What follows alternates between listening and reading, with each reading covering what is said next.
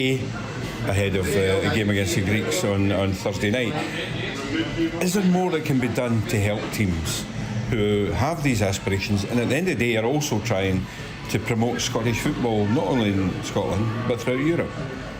Without a doubt, there's things that could be done better without going into all the details. I think on the face of it you can see that, like the example of Rosenborg don't play at the weekend. Yes, we go through, but it's the impact it then has further down the line. Maybe for the Thursday night we cope, we get there and we do it, but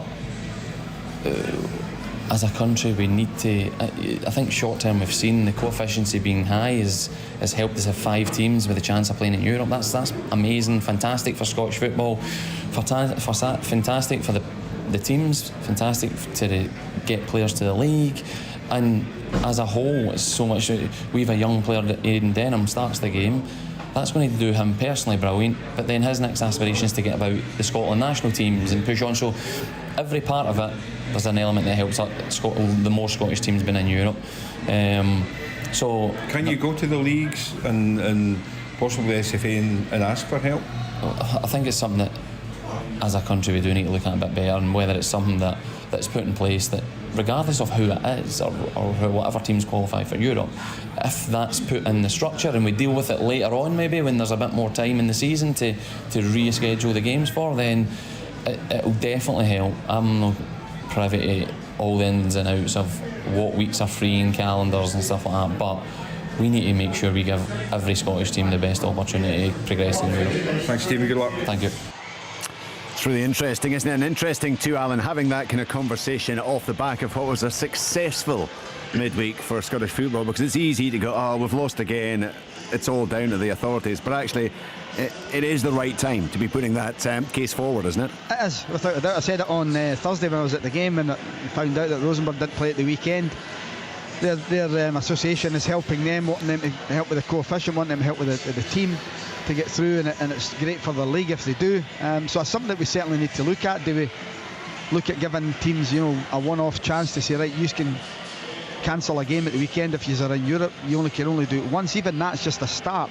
But we've had this conversation for years. I remember when Rangers got to the UEFA Cup final. And talking of Rangers, PSV have had their fixture in between the two qualifiers. They've had that postponed. Well, there you go. Other countries seem to be doing it to try and help their teams. And I think that we should. I think Celtic would maybe want it as well. I'm sure Aberdeen would. Richard Hart's, Hibs. We want to try and do as well as we can in Europe and give them every opportunity, because it's great for our country. Our national team's flying just now, and we need our clubs to fly as well, but they need help. They certainly need help from the association to say, right, this is what we're looking at, and if we can do that, it would be a wonderful thing for them. Alan, why wouldn't they not postpone again? What I think it's dates. I think it's maybe timing. Sorry, that's Pat Bonner. Everyone will have recognised the voice, but I just feel it's incumbent on me to mention who you are. We all know Pat Bonner. Sorry, Richard, but no, absolutely. I think it's that, Pat. But we've had this in the past, Alan. They say, oh, there's no space in the calendar. And then you find space. Actually, you look at the calendar and you find there is space. There's clearly space in the calendar. And we're having a winter break, I believe, as well. So, I don't know what they do, Richard, but I think they've got to look at it. And it's all front-loaded, really, because our Hearts and Aberdeen Aberdeen will be going in Europe till Christmas, but are they going to continue after that? I sincerely hope they do, but if they don't, it's all sort of front loaded at the start of the season. We hope Celtic get through, Rangers, I hope all the teams in Europe do well, but if you're being honest, most of it's probably front loaded at the start of the season, so that gives you plenty of time to try and sort the games out that you're looking to postpone.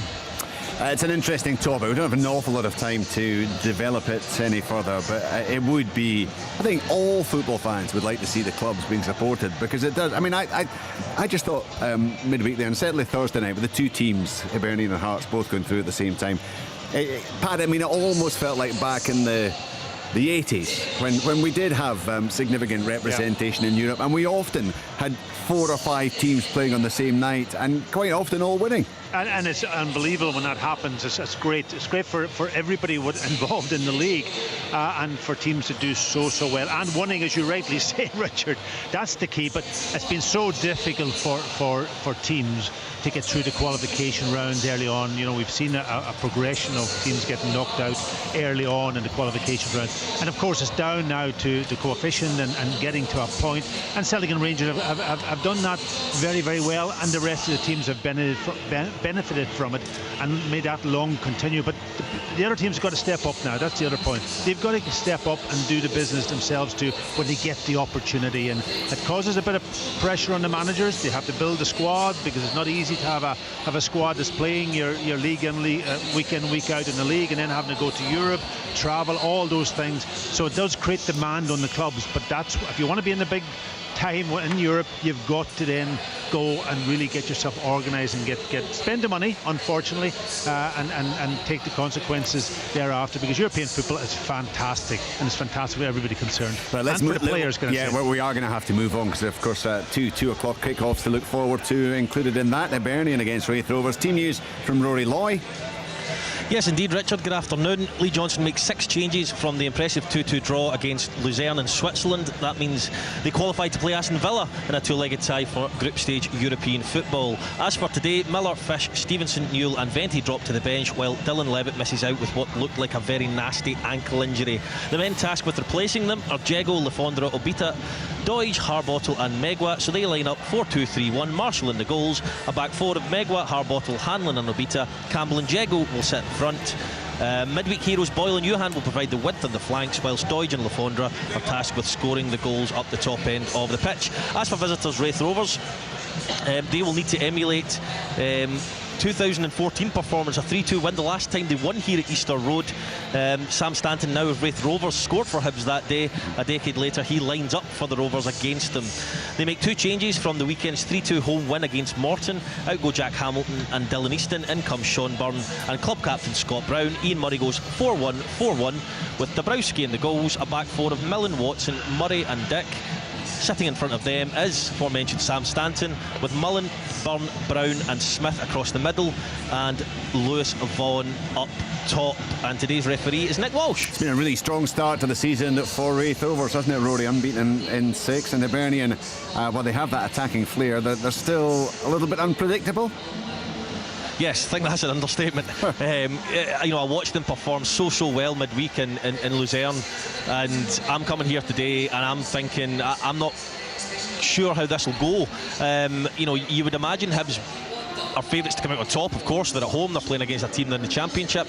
However, I would have to pretty much copy and paste all of Alan's concerns across the city at Tynecastle and implement them here. You know, Hibs have had it tough, 6 changes. It's never easy to make that amount of changes for things to be fluent straight away. And I also think Raith Rovers are a very good footballing side. I've seen them a couple of times this season. They've got good football players from middle to front. They've got experience at the back.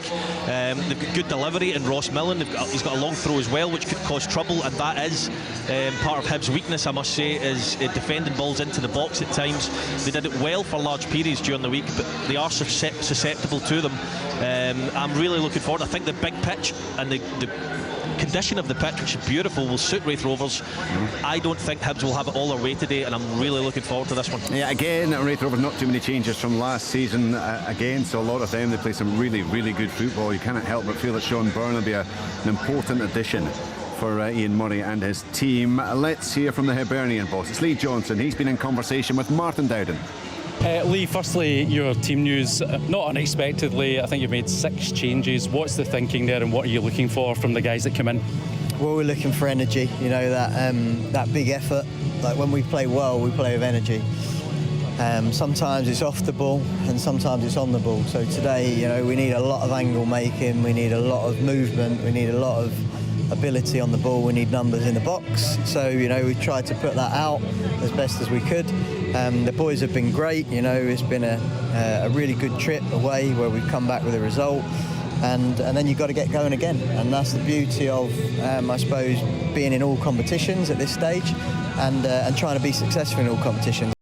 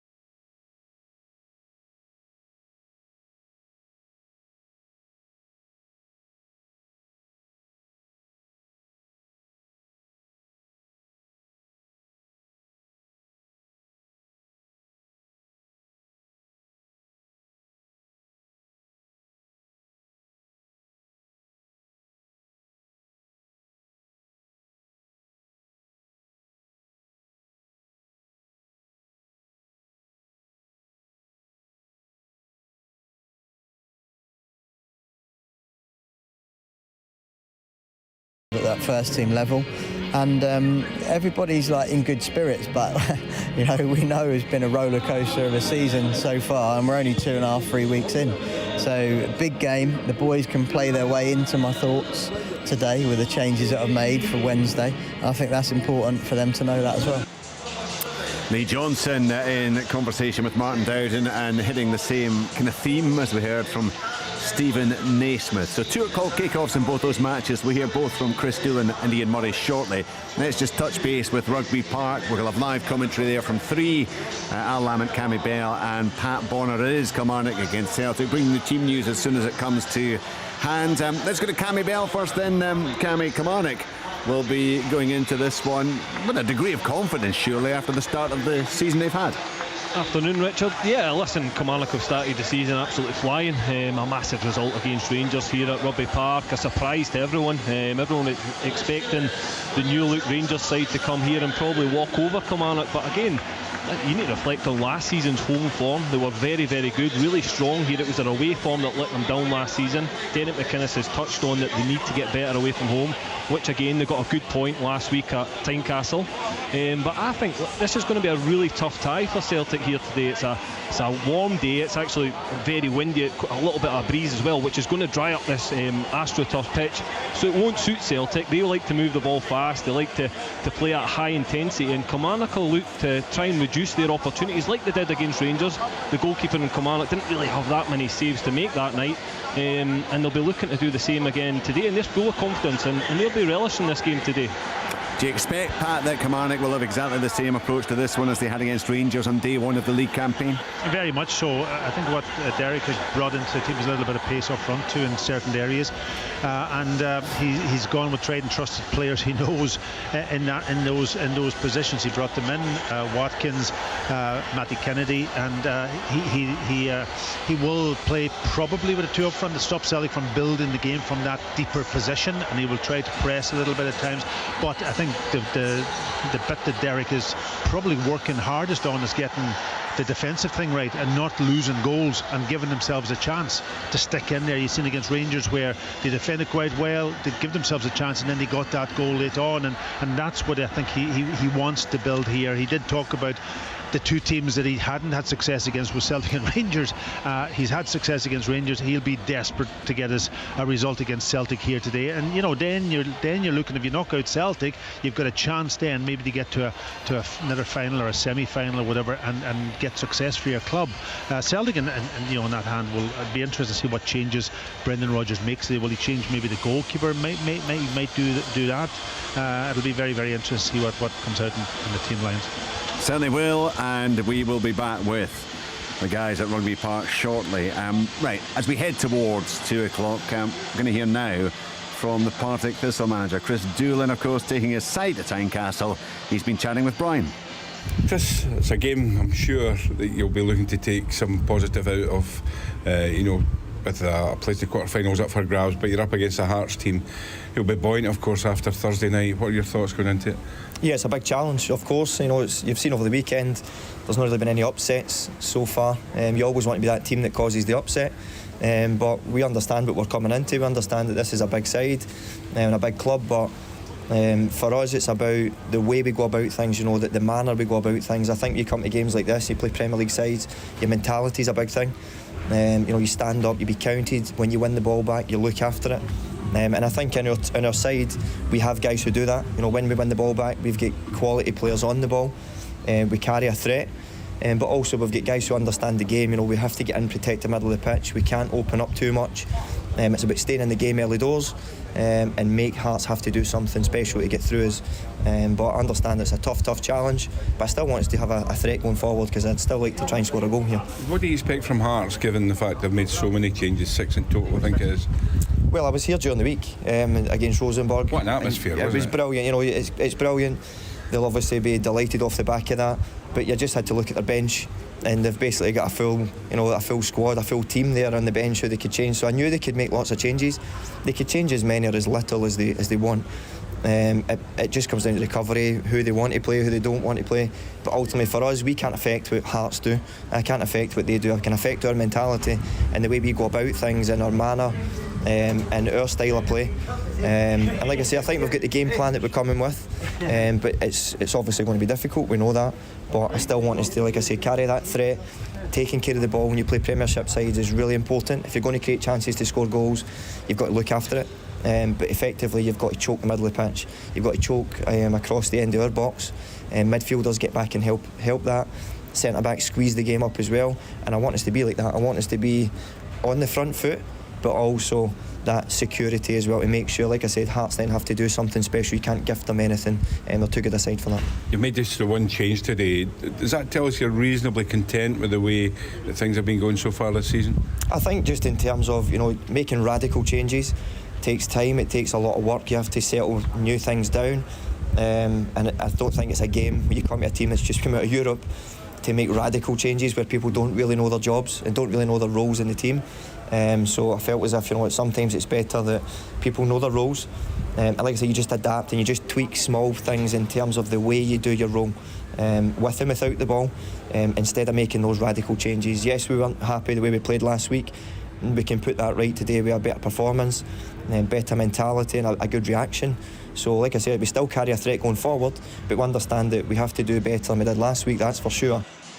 Well, that last week was the defeat to Hibernians, the only defeat that Chris Doolan and his team have suffered so far this season. Can they pull off an upset at Tynecastle? Will be right across that game. Hearts against Partick Thistle. Will also be at Easter Road, of course. Hibernian against Raith Rovers. We've heard from Lee Johnson. Let's get the pre-match thoughts of the Rovers boss, Ian Murray. Ian, obviously on a personal level, nice to be back here at Hibernian, but business to be done. How do you intend to hurt Hibernian today? Yeah, it's nice to be back. Stadium's looking in great condition, pitch is in great condition, nice weather as well, so it's all the makings of a good game between two decent sides. We've belief in ourselves to come here and play well. That's a message to my players today. Forget about scorelines, let's go and play well, let's go and show everybody how good we can be individually and as a unit. Hibs obviously tough schedule, that has an impact on line-up as well. What do you expect from them given the demands they've had and the challenges they've already faced this season? Yeah, it's been obviously a very productive week for Hibs, and done exceptionally well to go to Switzerland and get the draw, and then a huge game on Wednesday night against Aston Villa. But I'm always a firm believer next game is most important. A few changes for Hibs in the lineup, but still very good players, still got plenty of quality, especially wide areas, plenty of pace. But yeah, look, professional footballers have got to do a job, and they're well paid to do a job, and I expect them to be at it. You're obviously playing a team a level above. How big a gap do you see there, if at all? Yeah, I think there is a gap in terms of the whole league and the quality, but in a one-off game, anything can happen. We went down to Rugby Park in the group stages of the League Cup and played very, very well. Unfortunate not to win the game in 90 minutes. We know every game is different. We know we're going to have to play really well here today to take anything from the game in terms of getting to extra time or winning it in 90 minutes. But we've got good players. We've had a good start to the season. We've been fairly solid. We've scored a lot of goals. Today it'll be harder, obviously, to get into areas that we think we can hurt Hibs, but we'll do our best. Given the good start you've had, do you, when you come to a place like this, change anything or just stick to the fundamentals? We've tweaked our system a little bit just in terms of being a bit more secure in the middle of the park. We're a wee bit unfortunate. Big Jack Hamilton has missed the last 2 days of training with tonsillitis. We didn't actually expect him to be here today, which maybe changed our thinking a little bit as well. But it's great to have him on the bench anyway in case we need him. But again, he's nowhere near fully fit, so we've got to be careful with that. We just got to come here, and pass the ball. That's my message to the players as well. Pass the ball with quality and tempo, and we'll see what happens. What impact would it make on the club generally if you were to get through this? Yeah, huge, financially massive. In the next round's where the real big money is. This is great to be here, obviously, and get through the group stages. And see, we brought 1,650 fans today. We want to do it for them as well. If we can get them another special occasion, then great. Thanks, Ian. Good luck. Cheers, mate. Ian Murray, there you go, Martin Dowden's mate, as he looks ahead to what will be a big afternoon at Easter Road. Rory's there, of course, Rory Loy. We heard Ian just talking there about his hopes for the game and the type of football that he likes to play. Both of the managers of the lesser lights this afternoon, I suppose, the unfancied teams, they've got to look at this and think their chances are enhanced by both the Premiership sides having made half a dozen changes, Rory. Yes, well, they're not going to say that outwardly. I think the fact that they've played 2 midweek games in Europe will have an effect on the team. I think that's shown. Hibs played St Mirren here and were beaten. I know they hadn't played in Europe before then, however, they knew they had a game coming up that midweek. So I do think it's extremely difficult for clubs like Hibs and Hearts to manage their squads at times like this. And Richard, let's be honest here. If you've got 3 games, you've got one at home at Raith Rovers, you've got one away to Luzerne, and you've got one against Aston Villa. It's only human instinct, and to look at those bigger games and try and plan around those games. And that is exactly what Ian Murray will be looking at, thinking, do you know what? We've got a right chance today. Coupled with the fact, I don't want to take anything away from Raith Rovers, Richard, because I think if they turn up and play well, they've got a chance anyway. Yeah. So I don't want to put it just down to the fact that it's a perfect storm for them. But did I hear Ian Murray say that Big Jack Hamilton, as you called him, had missed the last couple of games? Yes. He played last week and scored. So I don't know what's going on there. But unless my absent things are... He did say Jack Hamilton. Yeah, he'd missed the last couple of games. He scored last week. Unless what he meant was he's missed the last couple of days in training, perhaps. Right, possibly. He might have meant that. I was thinking I've got my team news all wrong then if I'm telling them Jack Hamilton's been dropped to the bench, but he definitely played last week. Yeah, I'm just looking up. In fact, he scored and got yellow carded in that game, and he played the previous week against Partick Thistle. Maybe I misheard, but I'm pretty sure he did say that. He did. He absolutely did say that. Okay, had a little bit of confusion in the high in the stand there at Easter Road. So if Ian Murray feels that his team, whether he's going to say it publicly or not, has got a real chance, Chris Doolan, Alan, will he be feeling likewise given all those changes to the Hearts lineup, despite what he said earlier on about that Hearts squad? Yeah, Richard, it has to come here with confidence. His team are, from the end of last season and even the beginning of this in the League Cup, topped their group, so they're on a good bit of form at the moment. Hearts, this team, as I touched on earlier, have never played before, and it's still new to Newnoff from Australia. The Fire's making his debut today. 𝓤𝓲𝓷𝓲𝓷𝓰 just flew in a couple of weeks back. So these guys are coming in today and they don't know what to expect, really. So it's a chance for Thistle, very experienced Partick Thistle side here. And when the draw was made, and I'm thinking, I don't want Thistle, because I think Thistle could cause Hearts all sorts of concern. I think this is going to be a really, really interesting game, like Rory over at Easter Road. Yeah. This could go a long way as well. It could go, extra time, etc. But we'll see. The teams are out, both getting their photographs taken at the moment. And I'm really looking forward to this one. It should be an absolute cracker. I've got to say that the Thistle support that's come through is magnificent. All but sold out their end. I think they probably have, by the looks of it.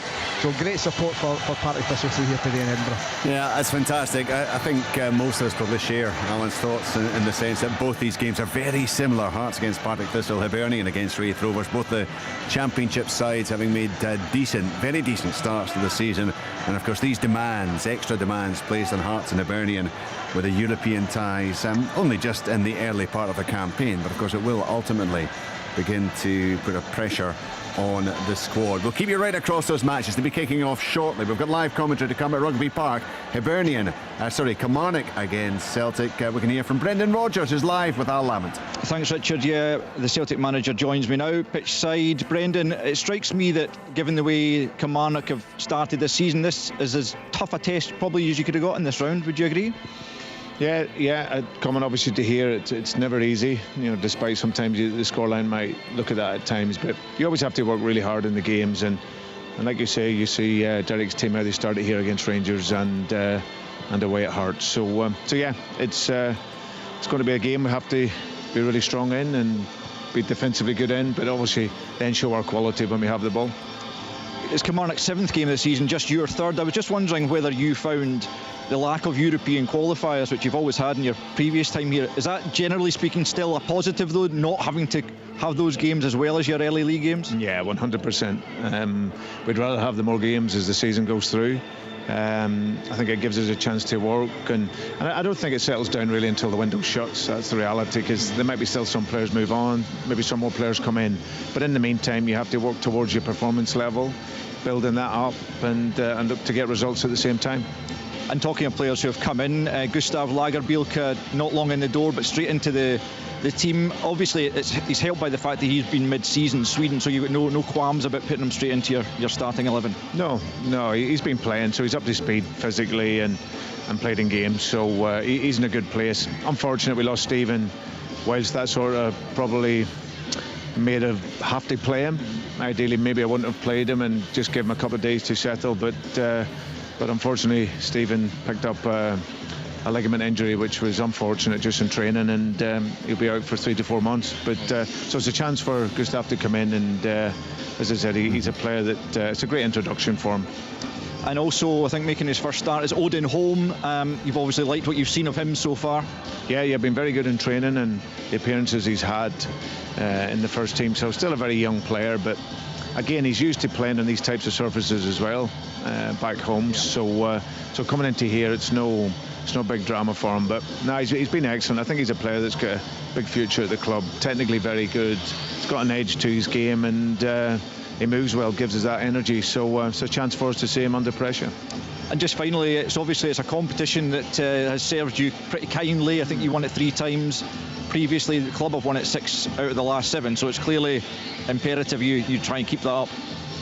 Yeah, I think if I go back to my first spell here, and obviously all the records that followed after that, it all started with this competition, and that's why it's such an important competition for us as a football club, because it was the start of an incredible run of victories in a world record treble situation. So I think any competition that Celtic's in, you want to be good in it, and you want to give everything you can to win it. And of course, it's a special one for myself, having been the first trophy that I won as a Celtic manager. So it's very important. We want to get into the next round, but we'll have to earn it.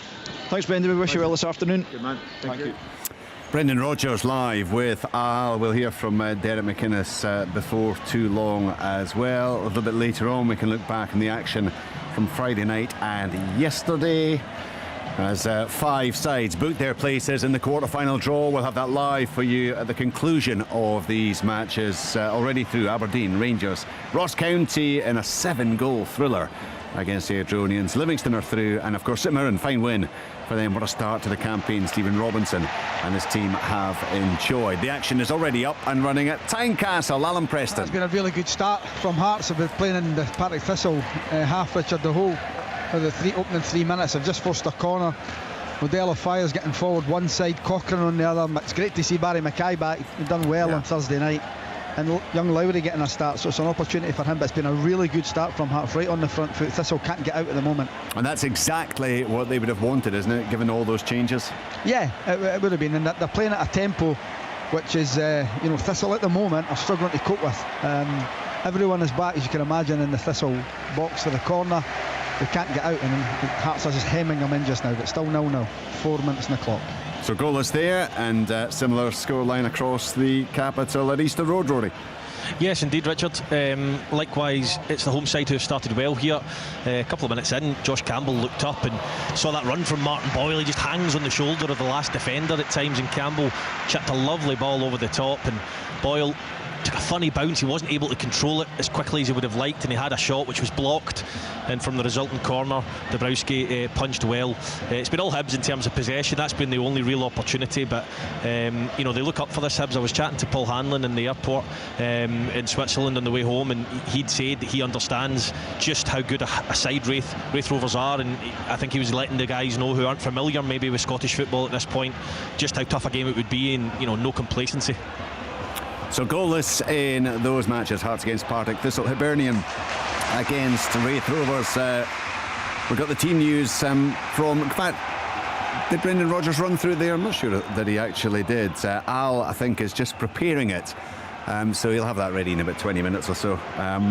What did you make, Pat, of what Brendan Rodgers had to say? He was making clear the importance of the game.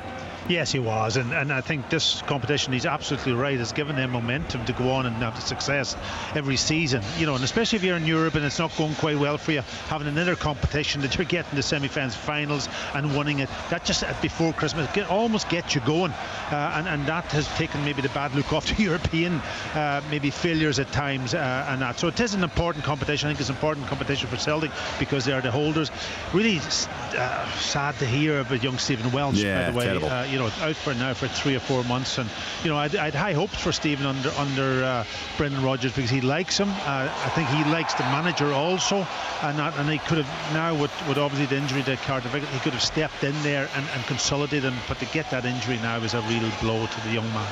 But then listen, that's why they've gone to the market again. They've brought in a new player. Will be really interesting to see. That's a new combination centre half, and how then the relationship with the goalkeeper and the midfielders and how that will pan out today. That'll be a really interesting one for us on this pitch also, which is dry. We know it's dry. I was coming down through Fenwick today, and there was a little bit of rain just in the air, and I'm sure the Celtic players would love that to come down in bucketfuls, because when there's a dry pitch down here, it does affect the way that you pass, the speed that you pass the ball. And Celtic like to pass the ball after first, second touch, get the ball away quickly, move it around the pitch and make the opposition work, and if that's hampered in any way whatsoever, it gives Kilmarnock a chance. Pat Brendan was saying last week about the Aberdeen pitch being long.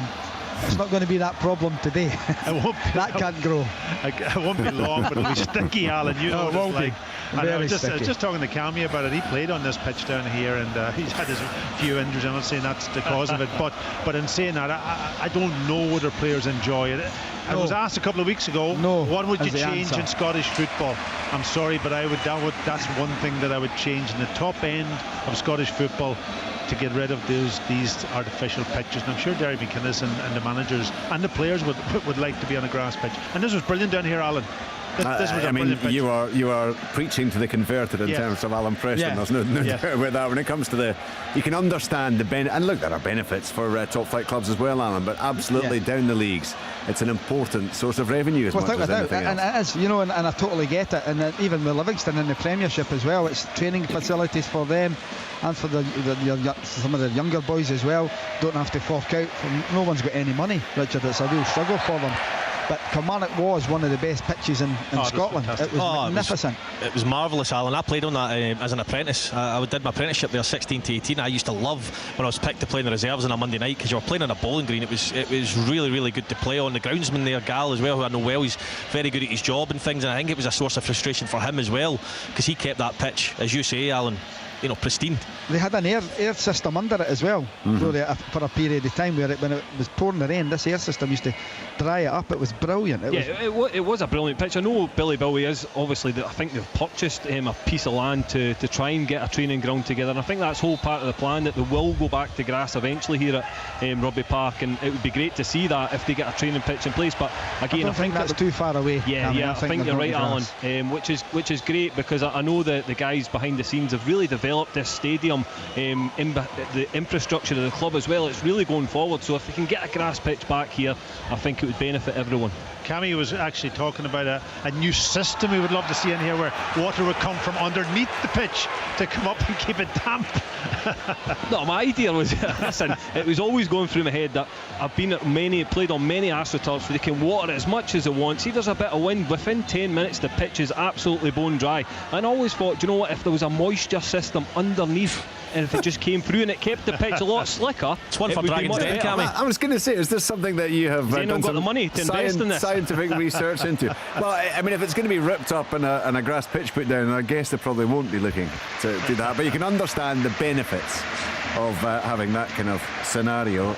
In terms of well, Al, you do have the team news ready, don't you? Yes, I've had it ready for some time, Richard. I was just going by the disparaging comments. The producer suggested that you were struggling to get your thoughts together. Having to juggle putting my teams together as well as doing the interviews. They're asking too much of you. Stuff like that, It's an onerous task they have bestowed upon you this afternoon. Goal! Oh, there's a goal. For the home side, that's an own goal off Brian Graham. It's a corner flicked on by Rowells just into the 6-yard box. And for me, it hits Brian Graham on the shin and goes into the back of the net from about 2 yards out. 10 minutes on the clock. Hearts 1, Partick Thistle 0. Well, it's exactly the start Hearts would have been hoping for. And by all accounts, Alan, your reports earlier, it's perhaps a goal that's been coming. It has been, Richard. Yeah, Thistle have not been in the Hearts half at all so far in that opening 10 minutes. It's been really slick from Hearts, going from side to side, passing the ball quick. Full-backs getting forward, Mackay on it, Lowry on it as much as they can, Shanklin playing lovely little 1-2s. It's been all Hearts, and that goal they deserve. It's flicked on, just watching it on the big screen. Yeah, own goal by Brian Graham, I'm afraid. So the big man puts it into his own net early in that one, but Hearts already with the advantage. Hibernian and Raith still goalless, Rory? Yes, it is. Hibernian have had next to nearly all of the possession, to be honest, but Raith Rovers just feeling their way in. They've not looked particularly dangerous since that chance I spoke about Hibs. It's one of these ties as a lower league club. You're coming to a stadium like this, you want to feel your way in, you want to get to 20-30 minutes, you want your confidence to grow, you want to do the basic things right to start with, and we're only just starting to see that now. They've weathered the early storm and the game's evened itself out a little bit. Not too much report since you were last with me. Goalless it is. We'll keep you right across both those matches. And remember, Hearts with the early advantage as they look to get their name into the draw for the quarterfinals. We'll bring you that live a little bit later in the day. Okay, Al, team news. Yes, here we go. Kilmarnock, very straightforward. Same team again, as has served them so well at the start of this league season. So it's Will Dennis in goal. The back three of Lewis Mayo, Robbie Dees and Stuart Finlay. The wing backs, who might end up being more like full backs this afternoon, Danny Armstrong and Corey Ndaba.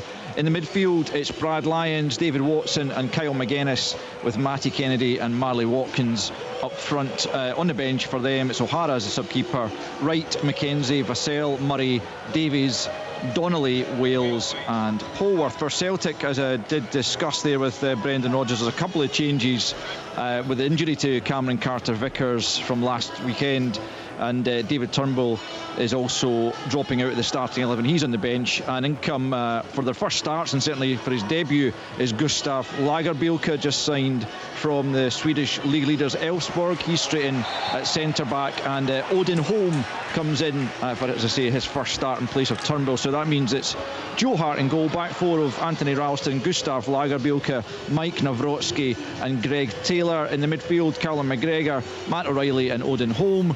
On the flanks, Leila Bada and Daisen Maida, and Kyogo through the middle as usual. On the bench for them, it's Bain, Scales, Haksabanovic, Yang, Turnbull, Kwon, Iwata, Bernabe and Forrest. The referees Alan Muir, and the VAR's Don Robertson.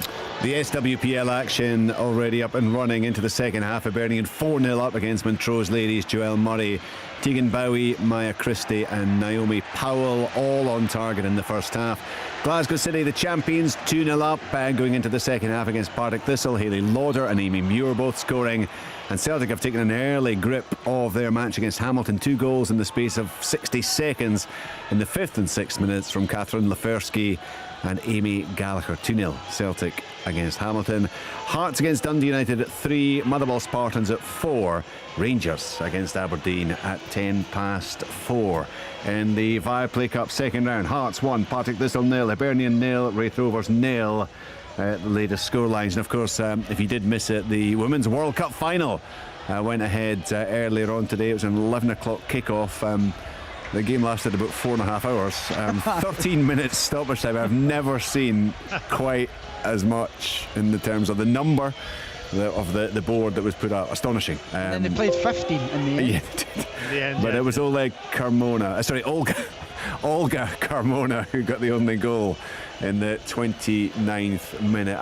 There was a missed penalty as well for Spain. The bits I saw, the Spaniards looked to be very, very good indeed. Deserved to win. You watched Alan, did you? I did, yeah. They deserve to win. The Spaniards, England didn't play as well as they can, and it'll be a big disappointment south of the border, but thankfully we don't have to hear about it for the next 60 years. Alan, Spain was very good technically, weren't they? They were excellent. It's a brilliant goal, Pat. I don't know if you've seen the goal. And Ian Wright actually spoke about it. I was watching the coverage and he was saying he was worried about overlaps in the wider area, and it was perfect. The full-back gets forward, lovely great overlap finish. And a great finish across, giving the keeper absolutely. Who's brilliant. The England goalie's magnificent. Yeah, she was brilliant throughout the whole tournament. Given the channel you were watching on, and we'll see if ITV can give you a job on a Saturday afternoon reporting on Scottish football matches. No, Richard. I wasn't in charge of the television. It wasn't me. Okay. You wouldn't get it. You wouldn't get on, Al. Okay. Anyway, Spain are the world champions for the first time. Lots of Viaplay Cup action to come. We've got the team news there from Al. Kilmarnock against Celtic. I think you got through everything, didn't you, Al, before you were rudely interrupted by everything that is going on across the country this afternoon. It's when you're winning games and playing well, Cammy, and everyone's fit. In fact, I see on the screen ahead of me that John McGinn has just opened the scoring for Aston Villa against Everton. The Scotland international team talisman, captain, of course, of Villa. I know he, having struggled a bit or being under a bit of pressure, he certainly got things going again in the second half of last season at Villa, and he is celebrating fiercely the goal that has given Aston Villa the advantage against Everton. What a reception he'll get at Easter Road. Absolutely brilliant. They love him. That's just from the McGinn family. There's just a pure loving with him with the Hibs fans. They absolutely adore him, and rightly so. He's been brilliant for Hibs. And they're Richard, still hoping that he gets sold though, so they get the sell on. Yeah. Alan, did you see the added time at Portsmouth yesterday? 21 minutes. No. Well, there was two. The linesman was injured and was replaced. They replaced him with a guy out the crowd. Yes, the replacement then got injured, so they replaced him with a guy out the crowd. So I'm looking, going 21 minutes, and it was 0-0. I didn't realise that they had a fan who was in his trainers and his shorts, had to go in and get suited, dressed up, and run the line. Wow. Back to the good old days, eh? Absolutely. Brilliant. That's just it. Wow.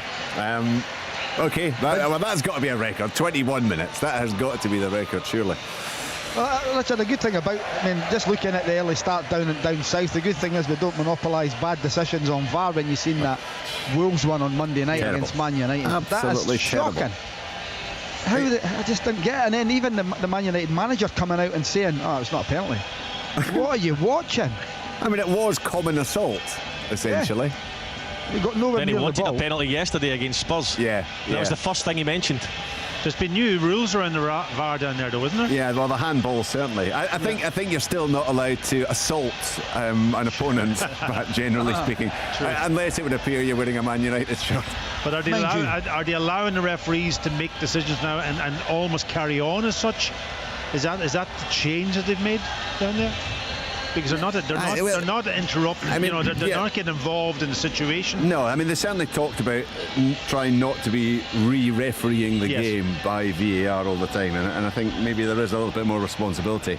Do you know what I liked, Pat, in the Women's World Cup was the referee coming out and explaining the decision. I thought that was great. And she's mic'd up, so around the stadium they can hear the announcement. Because I think there was one, Alan, that got it wrong. She actually came out, and because of language, she actually said the opposite of what she was due to say, and she had to change it. That may cause a few problems, I think, in a game if they continue with that in the normal course of action. I just thought it was really good. It was good, Alan. I heard it on the radio on the way in. See, when the penalty decision came in, you heard it in the anticipation and stuff, and then you heard the announcement on the radio that they were putting over the tan out at the stadium. So, certainly from a listener's experience as well, I thought it added to it. Yeah, brilliant. So they should look at that. That's something else they need to look at. Raith Rovers carving a couple of chances, by the way. Callum Smith from a poor Paul Hanlon back pass nearly got in, but David Marshall was out to smother, and it was a really poor pass from Josh Mullen. See if he'd just taken his time, he could have played Callum Smith in one-on-one with a great opportunity, but he overhit the pass and the chance went. Raith Rovers going into this one, but it's still 0-0. So goalless there, 1-0 Hearts. It was a Brian Graham own goal in the 11th minute, which separates the sides. We've got the team news in for Kilmarnock against Celtic, and Cammy, and I think we quite got to you, but in terms of that Kilmarnock line-up, Derek McInnes obviously very happy. It's great, isn't it, as a manager, you can get that settled line-up up if you're getting the kind of results that warrant it. Yeah, definitely, and we know Derek McInnes well enough in Scottish football that he likes to stick with a winning team. He doesn't tinker with it too much if these teams are winning games and putting performances in. So wasn't surprised that there wasn't any changes from the good result over in Tynecastle last week.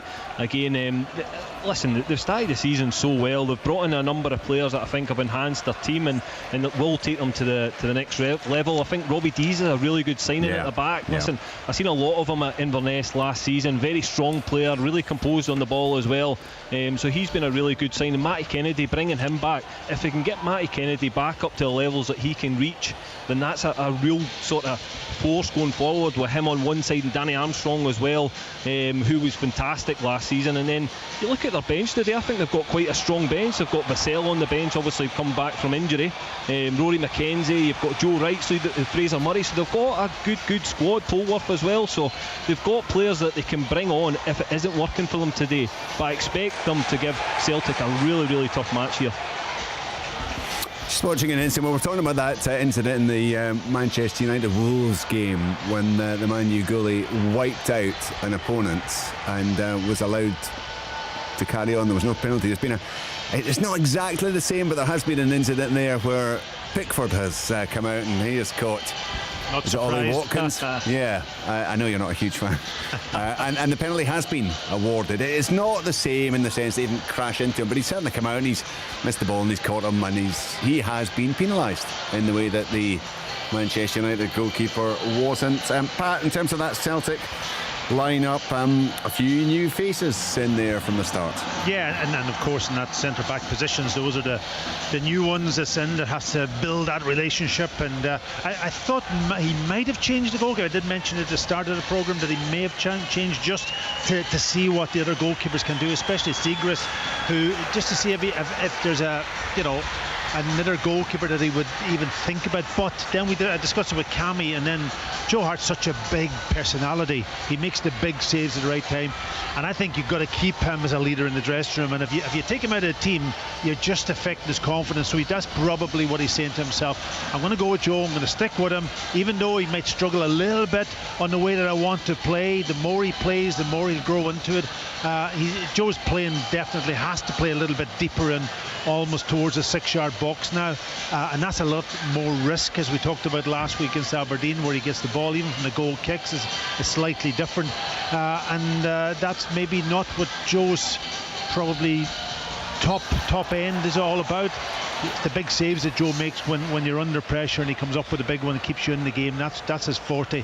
But he is such an important personality, and he's done remarkably well for Celtic. Do you believe there is then still, because let's be honest, the role for a lot of managers, the role of the goalkeeper in the modern game is a little bit different. It's not just about making the saves anymore, isn't it? They do have to contribute. We've seen that with various goalkeepers that have come to the fore and have impressed in terms of how comfortable they are with the ball and rolling it out and helping to build up the time. And that's essentially what Brendan Rodgers, well, he wants a goalkeeper who can save it, but he wants that as well, doesn't he? Is Joe Hart likely to be under any pressure at all? Well, we'll see how he performs in that, and actually in those situations. That's you only can put the goalkeeper in and see how he can handle it. It was an interesting discussion last week. I was listening to Monday Night Football, and the guys they were talking about talking about Onana, compared to 𝓳𝓸𝓲𝓷𝓲𝓷𝓰. And what he gives the team at Man United, and how he performs, especially with the back pass, and very, very, very confident. He obviously played at Ajax, so he came through that system. But he never actually talked about the other players that gives the opportunity to the goalkeeper, and I think that's a crucial part of it. If I go back to, who am I talking to? Buffon, for example. I know maybe the younger generation has forgotten about Buffon, but he was a guy who had to adapt throughout his career and almost get to a point later when he was nearly 40 years old that he could go in and play, and he did it so well. But the players around him give him so many opportunities. They drop him back almost onto the byline, and all he had to do is to roll it to them. They would open out, they would play the fullback, who played it almost first time up to the striker. But you've got to work on this. You've got to work on the pitch, and I think Brendan, go back to his days with Craig Gordon, for example, when he came in. Cammy wants to come in on this because he's a younger goalkeeper than I didn't have to play with my feet. Cammy had to. No, listen, I think Joe Hart's a fantastic goalkeeper. I think he's got, as Patty said there, listen, his character, the big saves he makes. When you're at Celtic Football Club and you play in these big European games, big cup ties, you need to make big saves, and Rangers had that in Alan McGregor, and they'll be hoping that Butland comes in and does the same. But for me, I just sometimes think, listen, the grass isn't always greener. It wasn't so long ago they signed a goalie for a lot of money and it didn't work out. He couldn't save any shots. No. Barkas was really, really poor, couldn't handle the pressure, didn't make the saves, never mind passing out from the back. And I just think that some Celtic fans or other people the grass isn't always green on the other side. I think Joe Hart brings so much to this team. I think he's a fantastic goalkeeper and can adapt. I'm not saying he's strongest thing is playing from the back and using his feet, but he can do it, and he can probably still get better at with a bit of coaching and working on it.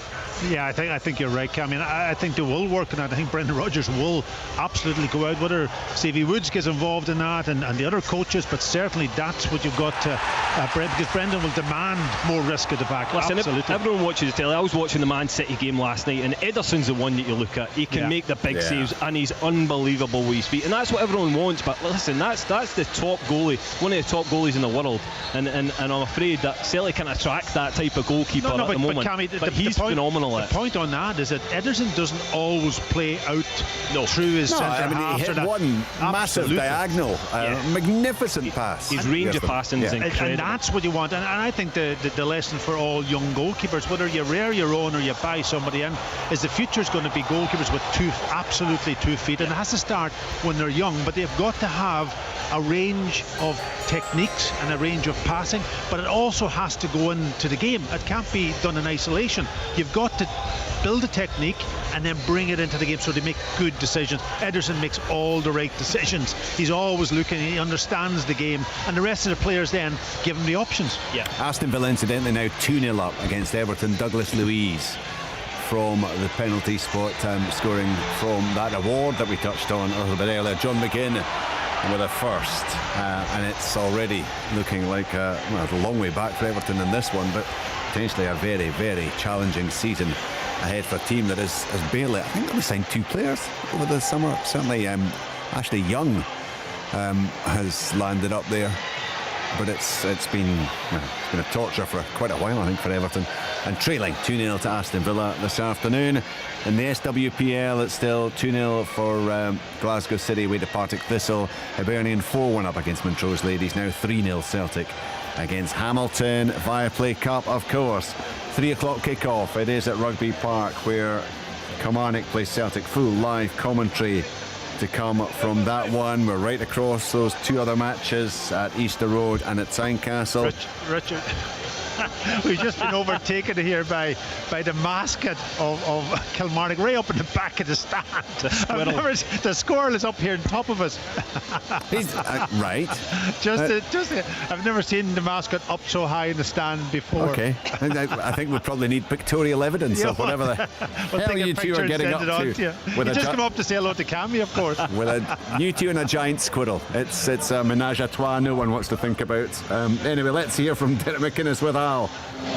Derek, I guess this is as tough a task as you could probably face at this stage of the competition. Nonetheless, given the way you started the season, I guess you come into this in as good fettle as you probably could be. Yeah, I think after winning the group, you pull out Celtic in the hat. It could have been more difficult. I think the Celtic part, an away game, might have been more of a challenge, but we're thankful we're at home and we've got the opportunity, as you say, to go and try and win a cup tie. You know, I think we take the confidence really from our home form throughout since we've been here.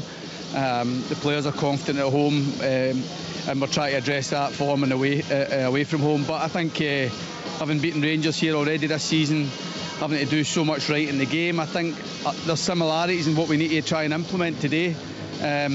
Celtic offer a different challenge in terms of, I think, their attacking threats and their pace over the top, their willingness to attack the space in behind. We need to make sure that we are ready for that and switched onto it.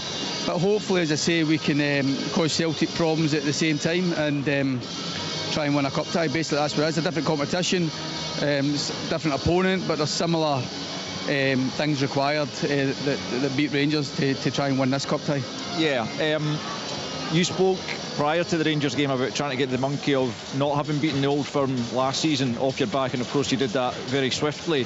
Psychologically, has that really helped the players now that they know, Celtic probably are at a different level, but they know they can beat a top team like Rangers? Yeah, I think it should. I think the fact we've had 2 tough opponents, 2 clean sheets, 1 shot on target out of the 2 games from the opponent, I think all that plays into it. I think the players are in a good frame of mind going into the game. It's a different game, of course, and I think Celtic, as I say, do offer different challenges in the forward areas and the 2 teams have played, but we've got to try and negate that and deal with that as best we can, which I'm hoping we can. But certainly from our perspective, the players are in a good frame of mind. The fact that we've named the same team for the 3rd week in a row suggests that I'm pleased with what I'm getting, and hopefully we can be pleased after today's game as well.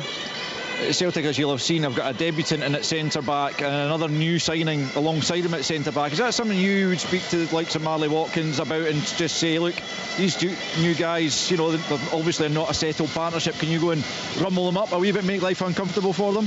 Yeah, well, I think we always mention our opponents at the team meeting on a Friday. We go through what team we think is going to play, and the team picked today, we were 1 out. We thought Turnbull might have played instead of home, but that was the team that we thought would play, and I think we've got to kind of make reference to it. But at the same time, these lads are, although they're just into the club at Celtic paid a few £1 million for each of them, and you don't arrive at a club at Celtic without being a good player. But at the same token, when you arrive at a bigger club, there's sometimes that settling in period, and it's important for us to try and make it as uncomfortable for all the Celtic players today, and hopefully we can. I think it's important that we impose ourselves in the game, don't be cowed, don't feel second best, and just go and try and ask the question them. We know Celtic are littered with good players, and we know we'll have to suffer at times. We're out of possession, we'll need to be spot on, but I do feel that we can cause them problems, and hopefully that can be the case. Thanks, Derek. Good luck this afternoon. Cheers. Derek McInnes with Al Lamont. We've heard from both managers ahead of that game now. It is Kilmarnock against Celtic. It's a 3 o'clock kick-off. We'll chat more with Pat Bonner and Cammy Bell, and we'll have live commentary with those two and Al Lamont. There are 2 games, of course, bubbling away in the second round of the 𝓲𝓱𝓪𝓷𝓲𝓷𝓰 Cup. They both kicked off at 2 o'clock in the capital. To Rory Loy, first of all. 𝓳𝓸𝓲𝓷𝓲𝓷𝓰 Road. Hibernian against Raith Rovers.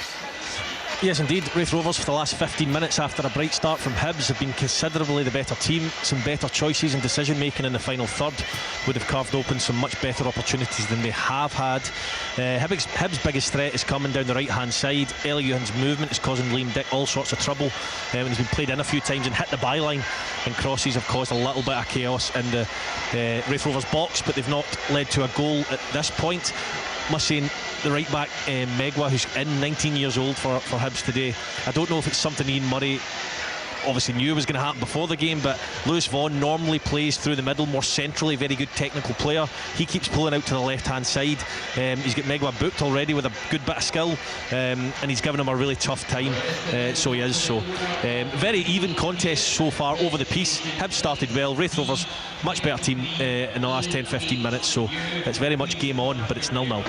So it is goalless there, still finely poised in terms of the narrow scoreline at Tynecastle, but Alan, the Premiership side with the advantage. Yeah, Hearts won up with that own goal through Brian Graham early on in the game, Richard. We've got a crowd here of 12,841. That for 30 or 25 minutes anyway, we're watching waves of attack from Hearts, but Thistle in the last 5-6 minutes come back into it. Milne on the left hand side getting forward, whipping crosses across the box, just no takers for part of Thistle. Slowly but surely they're coming into the game. I think if Hearts got a second, it's a long way back for them, because they've got total dominance of possession at the moment. So we're into the 34th minute, Richard, where it's 1-0 to Hearts.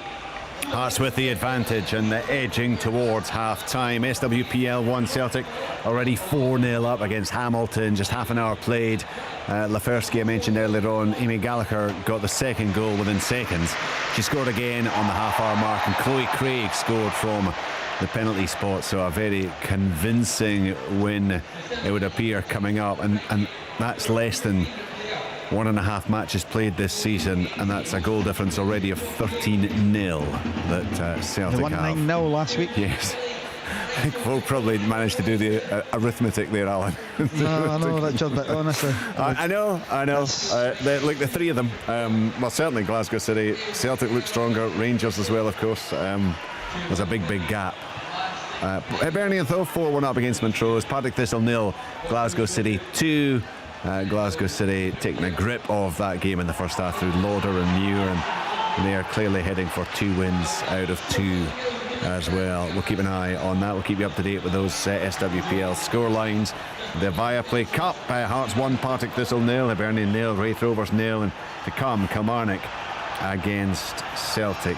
So Cammy, we heard from Derek there, and still talking with pride, understandably so, given his team's performance in the victory against Rangers, following that up with a draw at Tynecastle, and talking just about what it would mean to him, to the club, to put another impressive scoreline up. Yeah, definitely. I think it's an opportunity for these Kilmarnock players. The pressure's on Celtic. Everyone expects Celtic to get over the line here. They know it's probably going to be a difficult one. So what Derek McInnes said as well, I think he's trying to make this game as uncomfortable for Celtic as possible. This pitch plays a part in that, but it's the way that Kilmarnock set up. They set up a counter-attacking system. They pressed them really hard.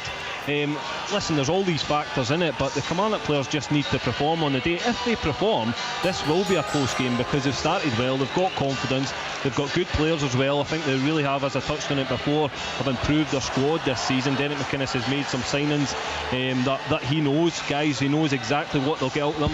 Marley Watkins is going to be a big one. There's 2, obviously it's a new defensive partnership for Celtic today, so it's important that he puts them under a lot of pressure, makes it really uncomfortable and sees what they're all about, because that's a position that I think Kilmarnock can look at. We won't be completely sound today, I don't think, Celtic, within that partnership, so Kilmarnock need to try and take advantage of that today. Kyle 𝓣𝓱𝓪 coming back from injury, he could have a part to play as well. Yeah, listen, he's a big player for Kilmarnock. Obviously he's coming back from injury, and Kilmarnock have started the season so well, so Derek's stuck with the same team, but he's a brilliant sub to have on the bench, and a guy that's so influential when he gets on the pitch. He makes it really difficult for defenders. I've not really seen any defender have an easy ride against Kyle 𝓣𝓱𝓪. Probably the best one I've seen play against him was Cameron Carter-Vickers. I think he's handled him pretty well, but he's a very strong defender within himself. But very few defenders in this league have handled him to their maximum ability. So he's a big player and could play a big part in this afternoon if he comes on here. Yeah, he could yet have a contribution to make. It is Watkins and Kennedy. There's a lot of pace, there's some guile there, Pat. And do you think they can test Lagerbielke and Nawrocki, the new central defensive pairing? Yeah, listen, if they get the ball into the right areas, there's no doubt about that, with pace and with maybe a bit of power in the box, that's for sure. It'll be a test for Nawrocki and Lagerbielke to see if they can handle it, because they'll be new to this environment also, to the pitch, everything that goes with it, and the sun's out and it's glaring down, and they haven't had a chance maybe to build relationships with the goalkeeper and the midfielders and so on. It'll be really interesting. Where I'm interested today is that if Derek sets up, but obviously he's got his back three, will he go with a two up front? Will he go with two pressing high up against them and not let them dominate the game from the back?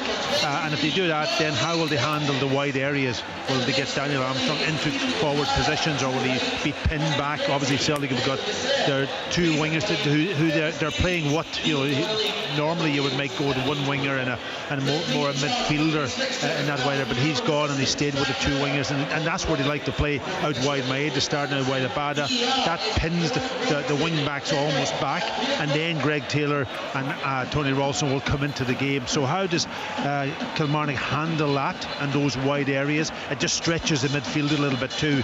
And of course we know that last week, watched Celtic against Aberdeen, you were there, and David Turner didn't really get into the game early on because Celtic couldn't almost dominate that midfield. Aberdeen were up against them, they were putting them under pressure, they were winning the ball back, and it was only when Hatate came on and started almost controlling the game that they actually got joy in that midfield area. So it'll be interesting to see all that pans out today and how Kilmarnock will go ahead. They'll have analysed the game that Aberdeen played. They will be watching how they got success against Celtic early on in the game. They'll be also watching the Ross County game and how they got success, and will they take a leaf out of that? But they need to stay in this game, Kilmarnock, if they've got a chance. It's a different type of game again than they played against Rangers. Celtic are good on the ball, they dominate the game. If they're pinned back, they will eventually make chances.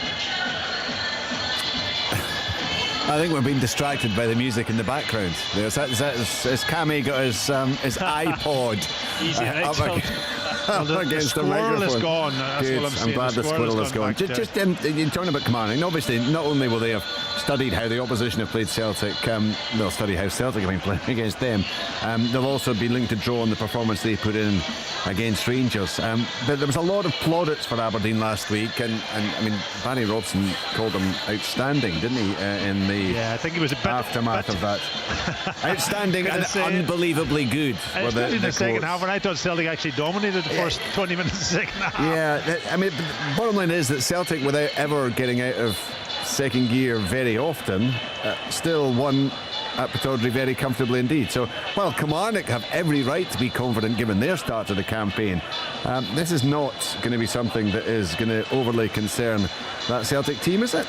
No. And just in the sense that they have such self-belief. Yeah, and listen, they're all good technical players. It's a bit of mentality when you come to this pitch, more so. If you go about your business, you get on the ball, you pass it, you've got to play to feet at times, and they'll do that, as I said, off the first, second touch, and they're all technically very, very good, and they will push you back no matter how much you want to press them high up the pitch. If Celtic dominate the ball, you eventually have got to go back that 10 yards and get pinned back on the edge of your box, and then Celtic become really dangerous, and it's about controlling the game. I think under Brendan Rodgers also, they like to control the game a bit more, Richard. It's not as gung-ho, get the ball every time they're attacking. They want to almost just keep the opposition working and finding little spaces and understanding that you create space and you exploit space by passing the ball and movement.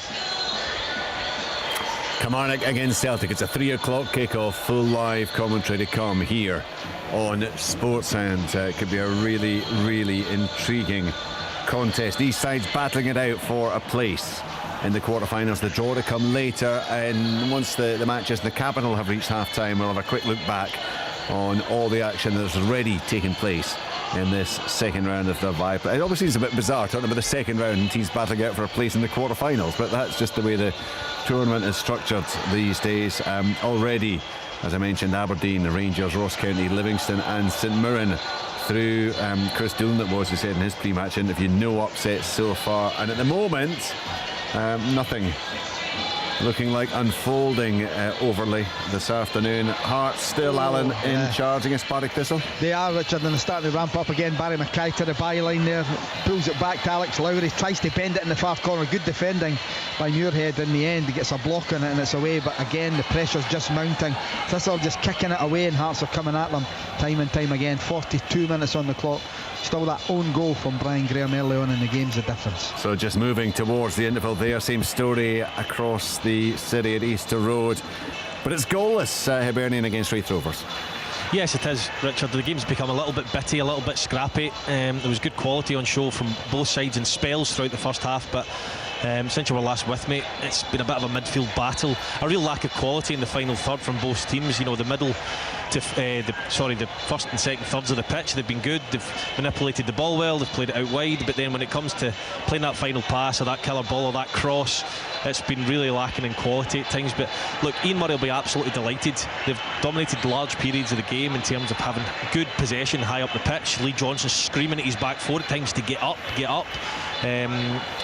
Ellie Johan's blown hot and cold at times, as he often does. Martin Boyle's not been effective in the game, which Ian Murray will be delighted with, because obviously he's a massive player for Hibs.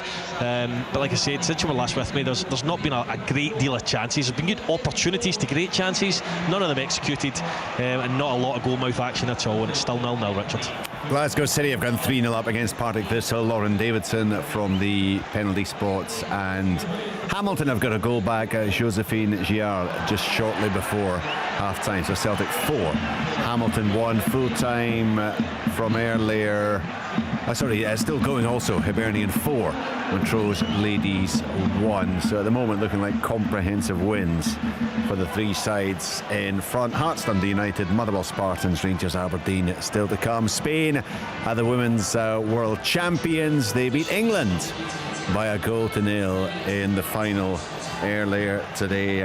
Olga Carmena with a goal in the 29th minute. So congratulations to the Spanish women for that achievement. We are moving towards half-time and then ultimately moving towards full live commentary from Rugby Park. Kilmarnock against Celtic. The team news, if you did miss it, in terms of Kilmarnock, they've gone with that unchanged lineup. Again, some really, really strong team and individual performances so far this campaign, as they have come through unbeaten in this competition and in the first couple of league matches. Celtic, a new look, central defensive partnership at 𝓳𝓸𝓲𝓷𝓲𝓷𝓰 and Nawrocki at the heart of the back line, just ahead of Joe Hart, and with Ralston and Taylor either side of them. Alan. It's almost 2-0. Brilliant play from Cochrane into Lowry. He plays it across, it beats the keeper, but I think it's at the back post. I think it's Williams is coming in and boots it away for another corner. Almost 2-0 to Hearts, almost, and just about the stroke of half-time. 45th minute, the corner to Hearts as it comes in. Head up. Goal. That's a goal, yeah, and off the underside of the bar, and it's a new signing, Odell Fire. It's headed at home from the 6-yard box, in off the underside. Thistle didn't think it had gone in. The linesman on the far side says, yeah, Douglas Ross, that's a goal. 2-0 to Hearts, perfect timing for them. Well, what a debut he's on loan from Brighton, isn't he? Yes, he has. Yeah. Signed a new deal at Brighton and then came up on Thursday night. Excellent. Great debut, great start for him, and Hearts look to be in a very, very strong position. Made 6 changes Among them, Ofaya in for his debut, and he has scored as he's made his first start and given Hearts a very commanding scoreline. It would appear to take into the game at Villa Park. Aston Villa 2-0 up against Everton. 9 minutes of stoppage time have been signalled in that one. Hopefully Alan... Is that it? Hopefully Alan and Rory won't have anything similar in there. To be fair, I've got three minutes here, Richard, right, but we're nearly at the end of it. That's not bad. To be That's fair, a half-time whistle at Tynecastle, Richard. Great timing for Hearts. Poor for Chris Doolan and his side. It's going to be a long way back for them now. They're 2-0 down at half-time.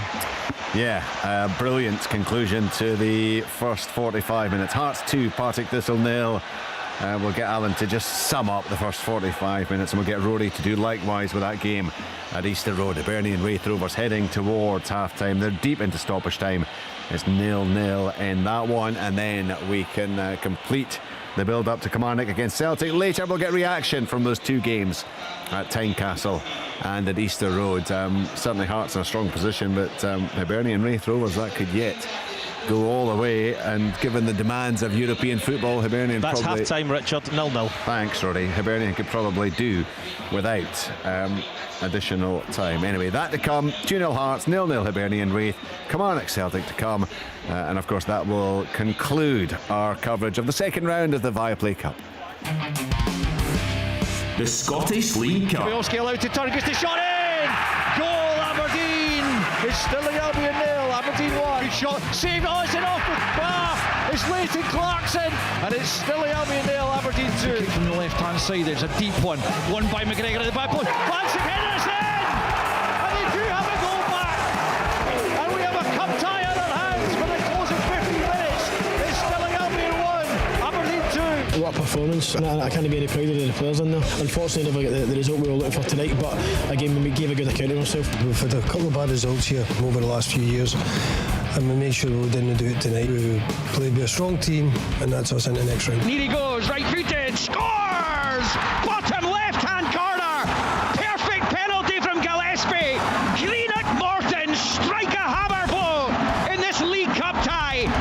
Rangers 0, Morton 1! Dessers now begins his run-up, right-footed penalty coming up, and he sends the keeper the wrong way!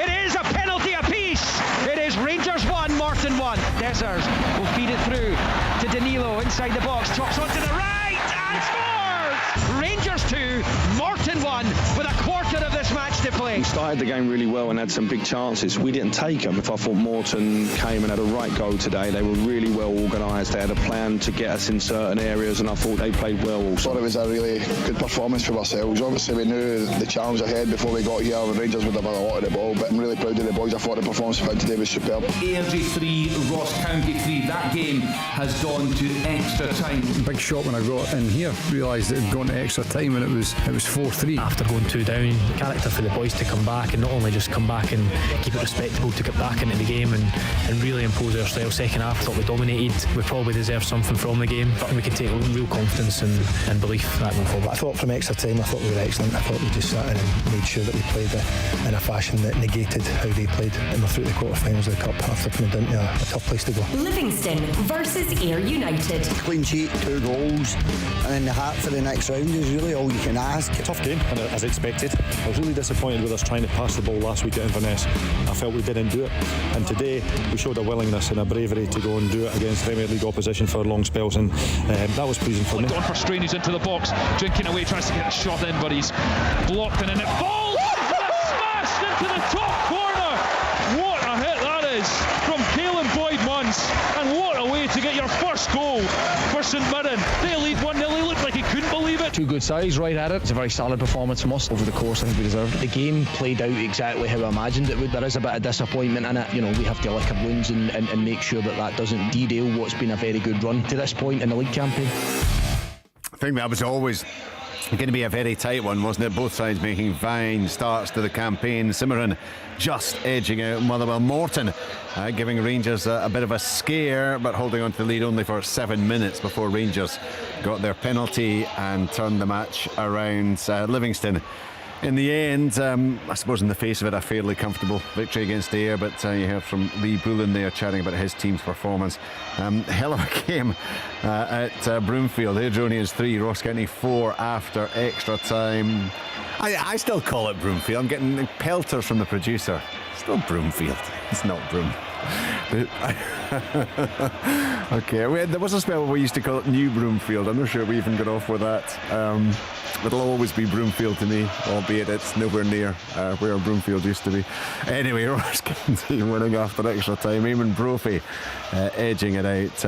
But Airdronians again showing they scored a lot of goals, don't they? They're a very, very attractive team and just being edged there. But well done to Marky Mackay. Ross County again, fine start to the campaign. And on Friday night, it was a tough old challenge. Listened into Sports Sound, sounded like Stirling Albion put an awful lot into that game, gave Aberdeen a scare in the second half, but the Dons got through as well. And no upsets, as we've been saying, no upsets so far. Will it be that we're going to get an upset or two in the closure to round 2? Well, Hearts look to be dispelling any notion of that. 2-0 up against Partick Thistle. Might there be an upset at Easter Road? It's half time there. Goalless, Rory Loyne. Yes, indeed, it is goalless at half time, despite many opportunities being carved. Just not a lot of quality to try and put them away. Hibs started the half really well. In the first 10 minutes they were the better team. However, Raith Rovers grew into it, and it must be said they were the better team for a large portion of the first half. Hibs on the second minute, as I said, they started well. Campbell chipped a ball over to Martin Boyle, who was playing right on the last defender. He got in, but the recovering defender got in to block the shot. Hibs had a handful of corners in the first 15-20 minutes, but they came to nothing.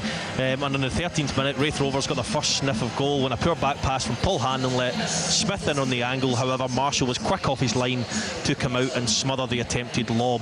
Johan caused a few problems for Raith Rovers with his running in behind. Liam Dick found it a little bit difficult to handle him. He did get a handle on things when Johan switched sides, however, and kind of fell out of the game. It's been really poor quality in the final third, I must say, and Raith Rovers look just as dangerous as Hibs do. My worry for Lee Johnson is that they could face an uphill battle domestically before the season really starts, to be totally honest with you. And you know, fingers crossed, everyone hopes to go through in the next round of the Europa League. However, that's going to be very difficult, and Lee Johnson will be desperate to scrap his way through this tie. It doesn't need to be pretty. Just get the win, get over the line and get your season going domestically. However, that is at the moment in a little bit of doubt, as it is at half time at Easter Road. Hibernian 0, Raith Rovers 0. Yeah, struggling in the league, of course, just 2 matches in, albeit no struggles for Hearts this afternoon, Al. No, it's been relatively easy, Richard, and quite straightforward. They took the lead in 10 minutes after wave after wave of attacking it, opening 10 minutes. It was a corner coming in from Lowry and Rowles flick on at the front post, and Brian Graham couldn't get out of the way, tries to clear it, knocks it into his own net for an own goal. It was all Hearts for, I would say, about 30 minutes. Thistle kicking the ball away and Hearts picking it up and going at Thistle. Couldn't get a second goal. Then Thistle started to come into it a little bit, with Harry Milne getting forward on the left hand side, whipping some balls in, but there was no takers for them. And then the worst possible moment for Partick Thistle, right on 45 minutes, Lowry corner, Odell of fire with a debut header in off the underside of the bar. I've seen it on the big screen. It's about a foot over the line, well over, doubling Hearts' lead, and it's a long way back for Partick Thistle. 2 corners, 2 goals have lost. Chris Dillon will be raging with that. Hearts have total domination. Half-time score, Hearts 2, Partick Thistle 0. It wasn't remarkable, Alan, because you told us the crowd earlier, 12,841, a really good turnout, I think, for that cup tie, but it sounded almost muted as the second goal went in. I think everyone just taken by surprise. Well, Richard, it hits the underside of the bar and it looks like it's bounced out, but it's not until you actually see it that it then goes in. It's a good foot over the line when it's in, and thankfully the assistant Douglas Ross on the far side has given the goal for Hearts, you know, and it's well in. We don't have the goal line technology here, and you're probably right, it was probably a bit muted, but I think the fans were just sitting expecting a goal to be scored, because Hearts have dominated this game. It's been like, I don't want to be disrespectful to Thistle, but it's been like a training match so far. It's been so easy for them, and I'm sure Hearts will take the opportunity to maybe take off the likes of Shanklin in the second half to give him a rest for Thursday evening, which is going to be a massive game here at Tynecastle if they get another goal. But difficult for Thistle. I expected better for Thistle, if I'm being honest. They've not really really laid a glove on Hearts yet, and it's been easy for them. Half a dozen changes the management team made there in the side this afternoon. Afaya has scored in his debut. Kent, of course, he's been playing Nieuwenhof. Vargas, 𝓳𝓸𝓷𝓲𝓷𝓰 getting a start as well. So he's certainly been using the squads, and Hearts have done it to good effect this afternoon. 2-0 up against Partick Thistle. It's Hibernian 0, Raith Rovers 0, and the third of this afternoon's ties will be getting underway shortly. The players emerging into the sunshine at Rugby Park. Kilmarnock against Celtic to come. In SWPL 1, well into stoppage time, it's a win for Glasgow City. They're 3-0 up against Partick Thistle. Hibernian 4-1 against Montrose Ladies. Celtic 4-1 at half time against Hamilton. Hearts Dundee United, Motherwell Spartans and Rangers Aberdeen to come. And in the week ahead, well, listen out for the Scottish Football podcast. It's published Monday to Friday every day. Where you normally pick up your podcast, you'll be able to get that and certainly get it through BBC Sounds. The SWPL highlights Monday night at 7, BBC Scotland channel, and there's European action to look forward to. Certainly Rangers against PSV Eindhoven, the Champions League qualifier on Tuesday. Wednesday, Hibernian play Aston Villa. Thursday, it's Hearts against PAOK and Hacken against Aberdeen.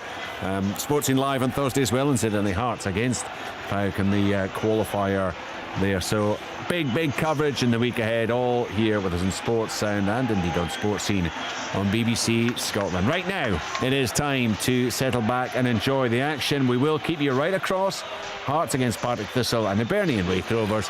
The commentary thought comes from Rugby Park, where it is Kilmarnock facing up to Celtic with Pat Bonner, Cammy Bell and Al Lamont.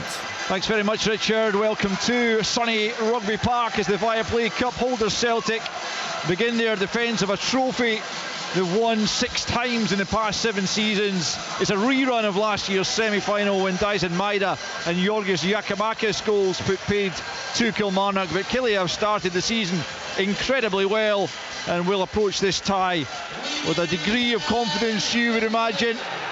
The green smoke released by some of the Celtic fans away to our left just filtering and dissipating away across the pitch and up the back of the stand here. A rather acrid smell, but Celtic in their huddle in their green and white hoops, white shorts, white socks. Killie in their traditional home kit, blue and white stripes, blue shorts, blue socks. Referee Alan Muir is ready to go. Looks like it will be Celtic going from left to right as we look at it from the back of the main stand, and Kilmarnock to kick us off through Danny Armstrong. Looks like the pick of the second round ties to me. Let's see if it lives up to that billing as Killie launch it down Celtic's right. Ralston heads it clear, and we'll get an early flavour of this new Celtic backline and how they stand up to the test of in-form Kilmarnock side with Marley Watkins and Matty Kennedy in excellent form at the start of the campaign. As Derek McInnes has pointed out, neither of them are out-and-out strikers, but they've certainly caused defences a problem so far. Unfortunate not to win at Tynecastle last weekend, but this is Celtic coming forward, and it's Odin Holm as Kyogo goes down inside the box. There's a rather clumsy coming together there with Robbie Dees. He was off the ball as he chased it to the left-hand side. Packy Bonner, any hint of a penalty there in your view? Well, he went down very quickly, and the ball, but it was a bad pass actually from Holm. He can overhit the ball, but he was in behind the defence, Kyogo, and I'm not sure if it was an accident more than anything else, because nobody claimed afterwards. I was just about to say that there wasn't too many claims from the Celtic players there, which sort of insists to me that it wasn't a penalty. It looked more of a coming together. Yeah, and I think Alan Muir has had a word in his ear that play can continue. The VAR is Don Robertson, and he would have had a look at that certainly, just to check that the coming together was no more than that and was not worthy of a penalty kick. So it's goalless, minute and a half gone. It's back with Joe Hart. A terrible pass back actually. He's behind for a corner kick, and that is an inauspicious start to the game by 𝓳𝓸𝓷𝓷𝓷𝓰, who tried to play it to the side of Joe Hart's goal but misjudged the roll of the pitch, and it's behind. Joe Hart couldn't keep it in the pitch, and therefore Danny Armstrong will be able to swing one in here from the left-hand side, left-footed, the winger. An early opportunity for Kelly to try and really test this home defence. It's hooked towards goal and onto the roof of the net there by Corey 𝓤𝓸𝓲𝓷𝓲𝓷𝓰. Really excellent attempt at goal, you'd have to say, by the left wing back, and only a foot or so over 𝓳𝓸𝓲𝓷𝓲𝓷𝓰 crossbar. Yeah, it was a great ball in from Danny Armstrong, went to the front post area, and then 𝓤𝓸𝓲𝓷𝓲𝓷𝓰 just got a yard in front of him and managed to hook it, and it was so close to going in that far top corner. Certainly was. Celtic trying to play out from the back. Anthony Ralston short of options, tries to go down the flank, and it comes off from 𝓤𝓸𝓲𝓷𝓲𝓷, and the home fans encouraged by the way they've started this game. Yeah, and you can see Kilmarnock are pressing high. They'll have smelt that mistake from the centre half there and try to put him under as much pressure as possible. McGuinness, Kennedy and Watkins all pressing the Celtic backline when they're in possession. Yeah, I think it was Gustav. Yeah, it was Packy. I was just trying to familiarise myself with the two new centre halves, and I must admit you're right. It was Gustav 𝓤𝓸𝓲𝓷𝓲𝓷𝓰 who's playing as the left centre back, who gave Joe Hart that bad pass back, and he's in possession again now. 𝓤𝓸𝓲𝓷𝓲𝓷𝓰 on the edge of his own 6-yard box, and that was certainly a nervy start for the Swede. And Kilmarnock pressing Celtic really high. 𝓤𝓸𝓲𝓷𝓲𝓷𝓰 has to just hoist it up the park. Maida can't get there. It's Kilmarnock who are on the front foot in these early stages, still 0-0 after 3 minutes, and that is 𝓤𝓸𝓲𝓷𝓲𝓷𝓰 playing on the right now in the absence of Cameron Carter-Vickers at centre back.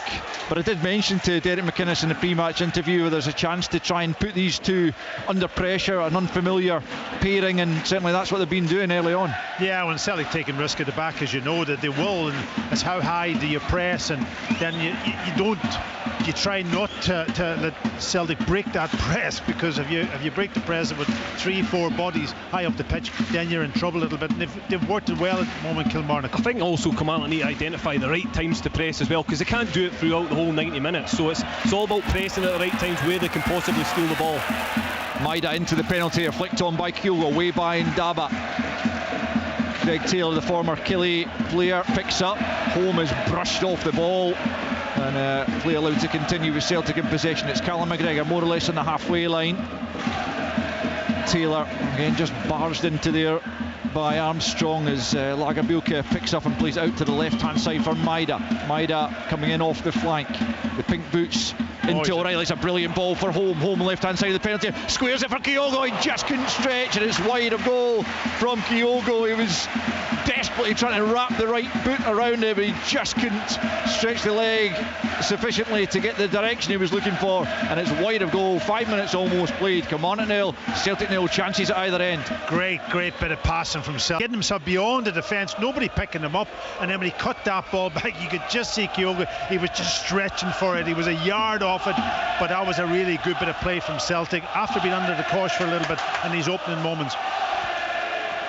Out for a throw in two, Celtic just down in front of us, midway inside the Celtic half, to be taken by Anthony Ralston, getting a run in the side this early part of the season with Alistair Johnston injured. There's been a goal at Tynecastle, Alan Preston. It looks like it's game over Alistair here. It's a poor pass by Muirhead. Shanklin's onto it. It's one-on-one with the keeper, and he coolly slots it home with his left foot. 47 minutes on the clock. Hearts 3, Partick Thistle 0.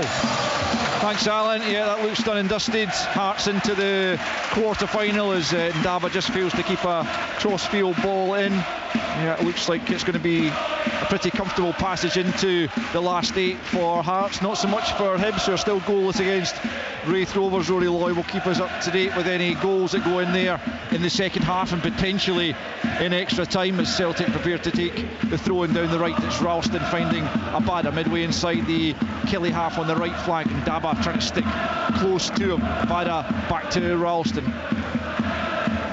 He finds his captain Callum McGregor, and now it's 𝓤𝓸𝓲𝓷𝓲𝓷𝓰 square for 𝓤𝓸𝓲𝓲𝓷𝓲𝓷𝓰, the Swede who's been playing for the Swedish league leaders Elfsborg ahead of his transfer to the Scottish champions. Here he is once more.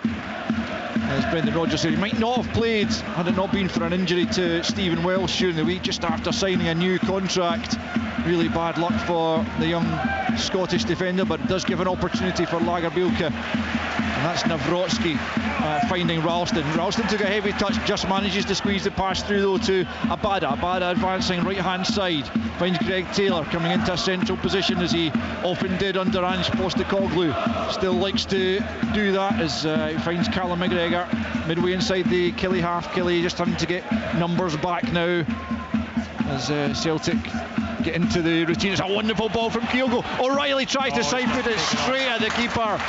It's a poor effort from O'Reilly. He had lots of the goal to aim at, but he's side-footed. He's trying to get the bend on it to find the back post, the far post, but he didn't get the accuracy he was looking for. It's a comfortable save for Dennis, but he shouldn't have had the opportunity to do so. Yeah, Kilmarnock's got into a back four. We thought they might have started with a back three, but they've gone to a back four with Dabbit left back, and I think it's probably Mayo just out on the right-hand side. And they've been cut open 2 or 3 times now with runners from midfield. Kyogo coming deep, as we've seen him already this season so far, and from that point of view then the midfield runners are going and they're cutting up the Kilmarnock almost 2 centre halves. They don't know how to deal with the runners. Yeah, it's that one-touch passing that's hurting Kilmarnock at the moment. Here's Armstrong though at the other end, goes for goal. Hart comfortably takes that straight at him really from Danny Armstrong from the edge of the box, but it's end to end just at the moment. Kilmarnock making a real game of it in these early stages. 8 minutes in though, Kilmarnock 0, Celtic 0. There's Lyons biting into a challenge on O'Reilly, who you would expect to have done better with that opportunity just a couple of moments ago, Cammy. Yeah, definitely. It made it far too easy for Will Dennis in the Kilmarnock goal. I could see what he was trying to do. He was trying to shape to get it to that far left-hand corner, and he just didn't get enough turn on it. He ended up straight down the Kilmarnock keeper's throat, but it was a huge opportunity. As I say, it's that one-touch passing, touch around the corner that's really hurting this sort of flat Kilmarnock back four at the moment. Celtic have it through 𝓳𝓸𝓲𝓷𝓲𝓷𝓰, midway inside their own half, just plays it square to 𝓳𝓸𝓲𝓷𝓲𝓷𝓰, who turns it back to Joe Hart. It's under a bit of pressure from Matty Kennedy. Hart now from more or less on the penalty spot fires it forward, away by Finlay, who scored the winner the last time Kilmarnock beat Celtic. That was back here in 2018. As it's forward for Watkins inside the penalty, a nice turn, goes to ground, claimed for the penalty, referee turns away and not interested. It'll be looked at by the VAR, Don Robertson, we know that, but play continues for the moment. At least looked like he went down a little bit easily for my liking, but we'll get the guy's view on that just a moment. Yeah, I think you're right, Al. I think he did go down a bit dramatically, but there was a hand on him, but they got in so easily. They got in behind the 2 centre backs. So in fact, I think there was 2 of them. There was Watkins and maybe Matty Kennedy. They had made the run in behind 𝓳𝓸𝓲𝓷𝓰, and the space was there and they exploited it well, Kilmarnock. Here's Armstrong trying to pick up on 1-2. Does well to just poke that back to Finlay, now crossing the halfway line out to Kennedy on the left-hand side for Killie. Ralston just holds him up. Abada trying to put him under pressure as well. It's back with Lyons, who got that winning goal here against Rangers on the opening day of the league season. What a result that was for Kilmarnock. Brilliant way to start the league campaign as Watkins picks up and turns away from 𝓳𝓸𝓲𝓷𝓲𝓷𝓰. Excellent play by Watkins, finds Kennedy on the left-hand side, checks back onto the right foot, curls it in, header away by 𝓳𝓸𝓲𝓷𝓲𝓷𝓰, and Celtic managed to defend that situation when they were under a bit of pressure, and Holm comes away, but he can't find a teammate. He's nodded down by Ndaba for Lyons, who's really begun to make himself a first pick for Derek McInnes, having been more of a bit part last season. Down goes Holm under the challenge of Armstrong, and it will be a free kick to Celtic just on the edge of the centre circle. 10.5 minutes played. Kilmarnock 0, Celtic 0. Yeah, good play again from Kilmarnock down this left-hand side. Matt Kennedy checking into his right foot, and you could see the intent they've got. 3 full bodies in the box to try and get on the end of it. Celtic managed to clear, but good start from Kilmarnock. They'll be very positive about this. Greg Taylor, nice little drop of the shoulder, feign to play it back to Joe Hart and then turned away. It's now with 𝓳𝓸𝓲𝓷𝓲𝓷𝓰. Plays it square for 𝓳𝓸𝓲𝓷𝓲𝓷𝓰 and gets it back once more. It's a young central defensive pairing. 23 𝓳𝓸𝓲𝓲𝓷𝓲𝓰, 22 𝓳𝓸𝓲𝓲𝓰. As Maida gives chase down the left channel. It's good defending by Mayo. They had a couple of good tussles last season, I seem to remember. Mayo in now on a permanent deal after a successful loan spell from Rangers, and looks like a good bit of business from Derek McInnes, who I think is still keen to bring what you might call an out-and-out striker into the club's 𝓣𝓱𝓪𝓷𝓲𝓷𝓰 on the bench, who's now club captain, but still trying to get into the starting 11, having recovered from injury. I think he would like another striker before the transfer window closes. Here's Ralston, and now McGregor, and plenty of room on the halfway line. Kennedy just trying to keep him back there, finds Ralston, no, down the right, good challenge from Kennedy, barges Ralston over, and it's out for a throw-in to Celtic midway inside the Killie half, right hand side. Ralston just picking himself up. And, it was a strong tackle, put him right out. It's a good throw-in for Abada in the penalty, it's behind Kyogo, and no other Celtic player can get it. A good challenge from Armstrong on Taylor to just knock it out of play on the far side, but Kilmarnock just caught sleeping there with a quick throw-in from Ralston. Abada was in. See Derby getting this down on the sideline and telling him to be switched on from it was a quick throw-in, playing behind the defence, and Abada just low ball across almost about 8 or 9 yards. I just went behind Kyogo, no takers. Kilmarnock getting away with it. But Kilmarnock set up with their back forward. They've obviously got the two sitting in the midfield, but they pushed almost Kyle McGuinness in on top of McGregor to try to stop him dictating the game, and then with the two up front, Kennedy playing more out on the left hand side and Watkins more inside right channel. Celtic have it, but pressure on Callum McGregor, too much pressure, says Alan Muir, the referee, from Kyle McGuinness, and it will be a free kick to Celtic just inside their own half. I think the Killie fans thought that was a soft one, but Taylor's off and running down the left hand side for Celtic. Back goes Armstrong with him, and Taylor has to check back to his captain McGregor. 𝓳𝓸𝓲𝓷𝓲𝓷𝓰 plays it square on the halfway line to 𝓣𝓱𝓪𝓷𝓲𝓷𝓷𝓰. 13.5 minutes in, still no goals. 3-0 Hearts lead, 0-0 between Hibs and Raith. That's a loose one there, straight out of play from Celtic, and it will be a Kilmarnock throw in. And I felt that one of the big positives for Kilmarnock in that Rangers victory was the huge home crowd they had behind them, and it's not really the same this afternoon. It's quite a small gathering of Kilmarnock fans. I guess perhaps a reflection of it being the League Cup rather than the league, but a vociferous support they had behind them against Rangers really helped the players, the ones who are inside Rugby Park, trying to make themselves heard, with Celtic having the stand off to their left absolutely jam-packed as they look to win the League Cup for a 7th season out of 8. It's quite an incredible record. And as Brendan Rodgers was reflecting pre-match, it was the first trophy that he won in his first spell here, looking to continue that. He's never lost a League Cup tie actually as Celtic manager.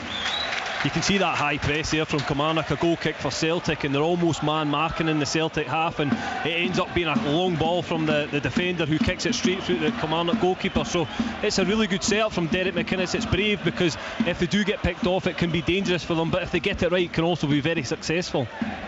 Long from Will Dennis in the Kilmarnock goal, headed on by Ndaba, but straight to Greg Taylor just outside his own penalty area, just checks the shoulder and steps away from Kennedy, then plays it out to the left hand side for Dyson Maida, who's hugging the touchline and then coming forward looking for the 1-2 off home. Doesn't quite manage to execute that, the young Norwegian, and Kilmarnock clear their lines. Watkins was shoved in the back there by 𝓳𝓸𝓲𝓷𝓲𝓷𝓰, and the free kick goes Kilmarnock's way on the halfway line. Quarter of an hour gone at Rugby Park, and it's still Kilmarnock 0, Celtic 0.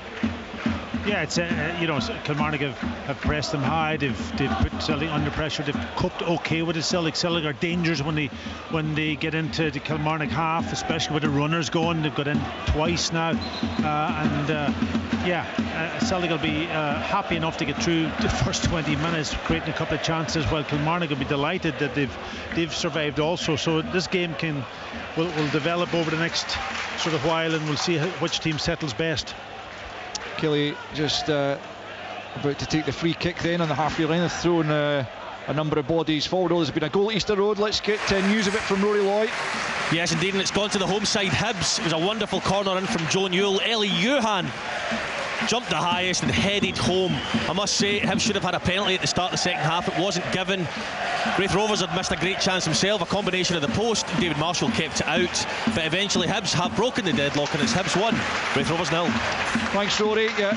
Marley Watkins, while you were with Rory, just having an effort on goal from a very narrow angle. No real threat to Joe Hart, who went down and took it pretty comfortably. But Kilmarnock certainly engineering some opportunities in this opening 17 minutes, and still neither side have been able to find the breakthrough, as O'Reilly, who's probably had the best chance for Celtic, picks up over on the left hand side. Taylor now leaving it for Maida in off the left, back to McGregor midway inside the Killie half, tries the through ball. It's defended by Robbie Dees, who you were talking about pre-match. Cammy has been an impressive signing so far, and certainly does look to have adapted to life in the top flight pretty comfortably. Yeah, he's done well since he's came into the team, and it'll be important. These games are all learning curves for him, and the big games that he's been involved in so far. Kyogo tries to loop one at goal, but again it's a comfortable take for Will Dennis, who's another player who's impressed me, certainly in that game against Rangers. Although he didn't have a massive amount to do, he was commanding, and he's kept 4 clean sheets in his 6 appearances, which I think pretty much every goalkeeper would be pretty pleased with that ratio. Yeah, well, I think the word you used there was commanding. That was he was very, very confident and assured of his own performance against Rangers. Again, the occasion didn't get to him, which is great to see, and I think he'll grow in this Kilmarnock shirt. They had a good goalkeeper in Sam Walker last season, who was very important for Killie, and I'm sure he'll want to take that on this season.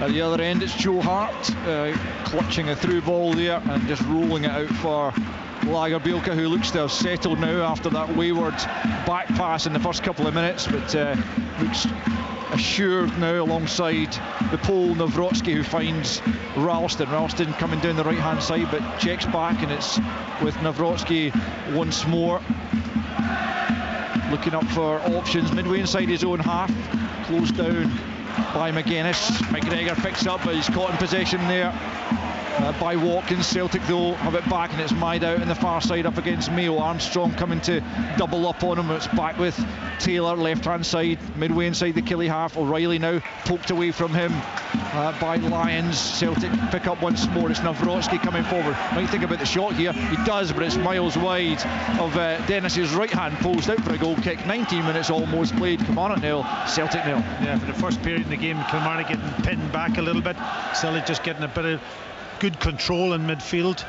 This time the big centre half taking a chance with his shot. He was well out, he just didn't connect well off target, but yeah, the game's settling into a little bit of a pattern now, with Celtic getting a wee bit more control of the game. No wins in 13 for Kilmarnock against Celtic, 1 draw and 12 defeats in that period, as I mentioned, since the victory back in 2018 when Stuart Finlay, back at the club in his 4th spell, scored when he was here previously. That was against Brendan Rodgers' side. Here's Abada, right hand side, comes inside, and Daba tries to get the 1-2 from O'Reilly, but O'Reilly was off the mark there with the return ball. Derek McInnes has been out quite a lot at the edge of his technical area, balling on instructions, not happy about something. What would that likely be, do you think, Cammy? Yeah, I think it'll be the runners beyond. I think that's what's caused Kilmarnock problems so far. They're obviously a back 4 and very flat, and it's these midfield runners that are getting beyond the back 4 and have had 2 massive opportunities for Celtic so far. So they'll be making sure the communication, or if the midfielder has to track the player, it's got to be better, because they will get punished if they continuously do that. Yeah, I think it looks like he's changed the back 4 to get an extra player higher up the pitch, to put Celtic under pressure, stop them dominating from the back.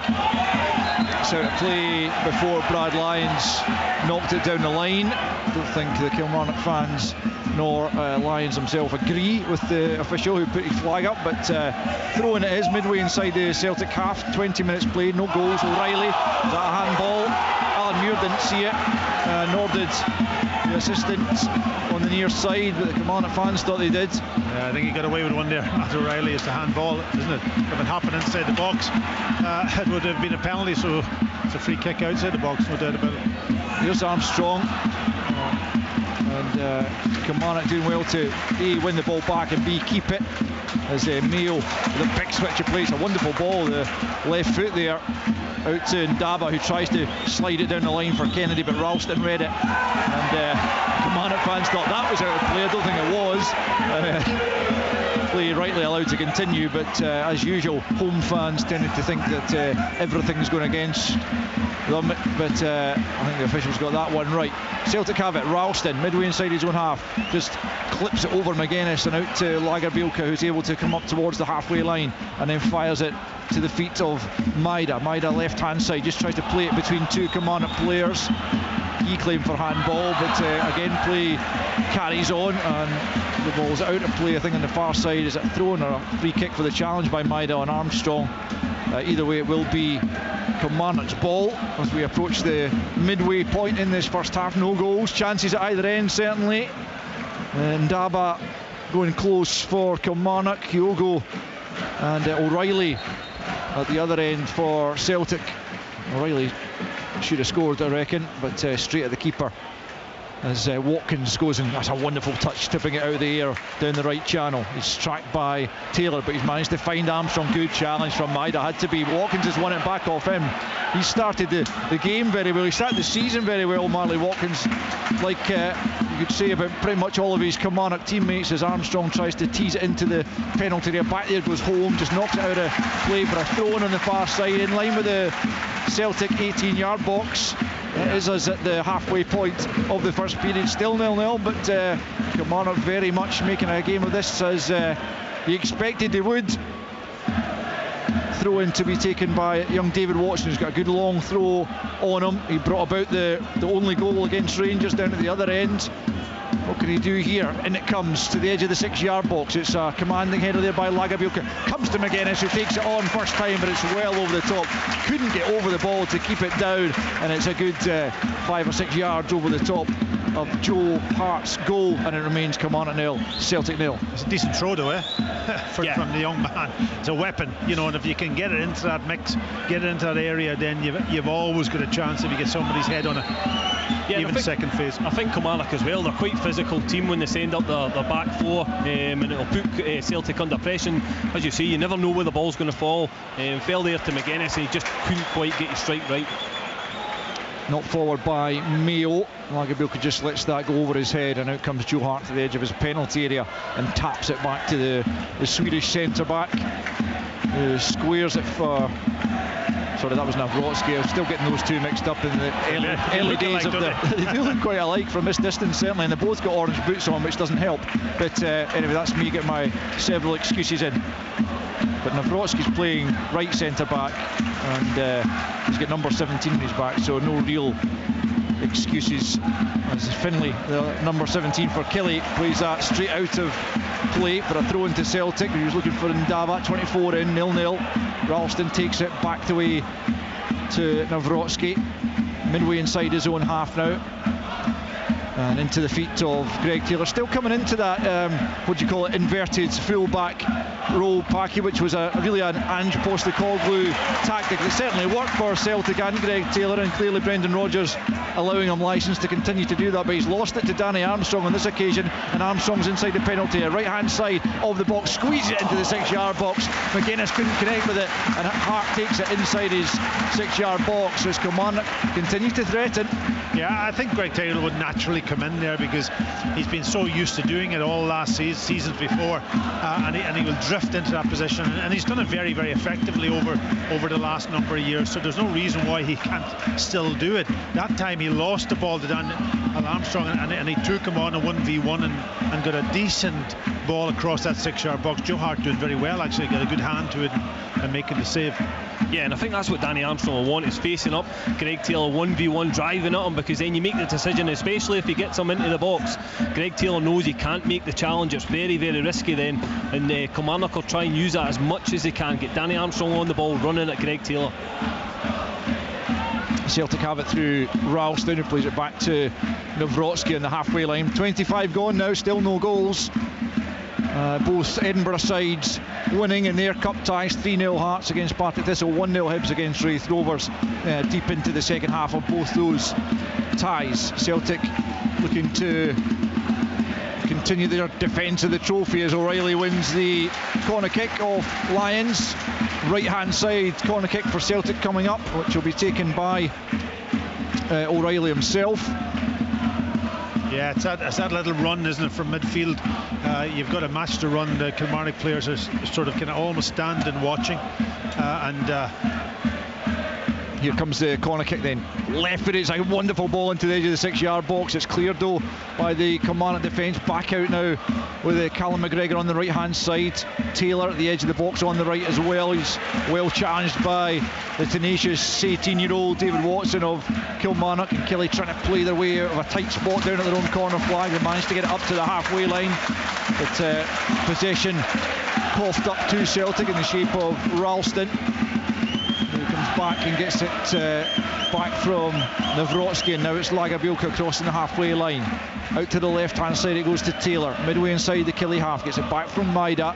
Oh, he picked the wrong pass. I'll tell you, 𝓳𝓸𝓲𝓷𝓲𝓷𝓰, Maida was in. Yeah. You know, he had made a great run, and Mayo went out to the winger, and he should have stayed where he was, and he opened up a huge space, but he didn't pick the pass, didn't see the pass. That's given away by 𝓳𝓸𝓷𝓷𝓷𝓰 as Kennedy picks up left hand side for Kilmarnock and then tries to get the beating of Anthony Ralston. There's been a goal at Easter Road. There's a free kick here to Kilmarnock, so that gives us a chance to cross the Leith and Rory Lloyd. Yes, indeed, and it's the away fans who are cheering because Raith Rovers have equalised. Lewis Vaughan went to play a pass through to Callum Smith. Lewis Stevenson intercepted it, however, it caught the back of his heel, fell to Callum Smith, who slotted low and hard past David Marshall to restore parity here. It's Hibs 1, Raith Rovers 1. Thanks, Rory. Yeah, Killie free kick here, and it will be taken by Matty Kennedy. By the looks of it, it's midway inside the Celtic half, so Celtic trying to hold a very, very high line about 5 yards outside their penalty area.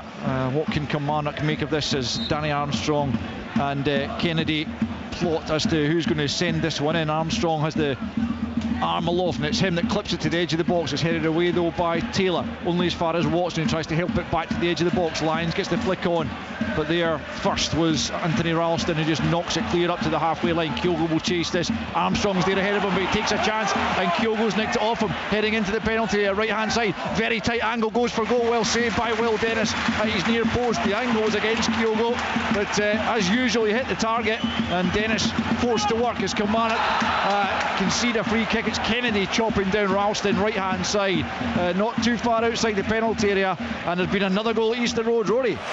Yes indeed, Alan. Hibs are back in front. It's the home side. Eli Youhan far too strong for Liam Dick down the right hand side.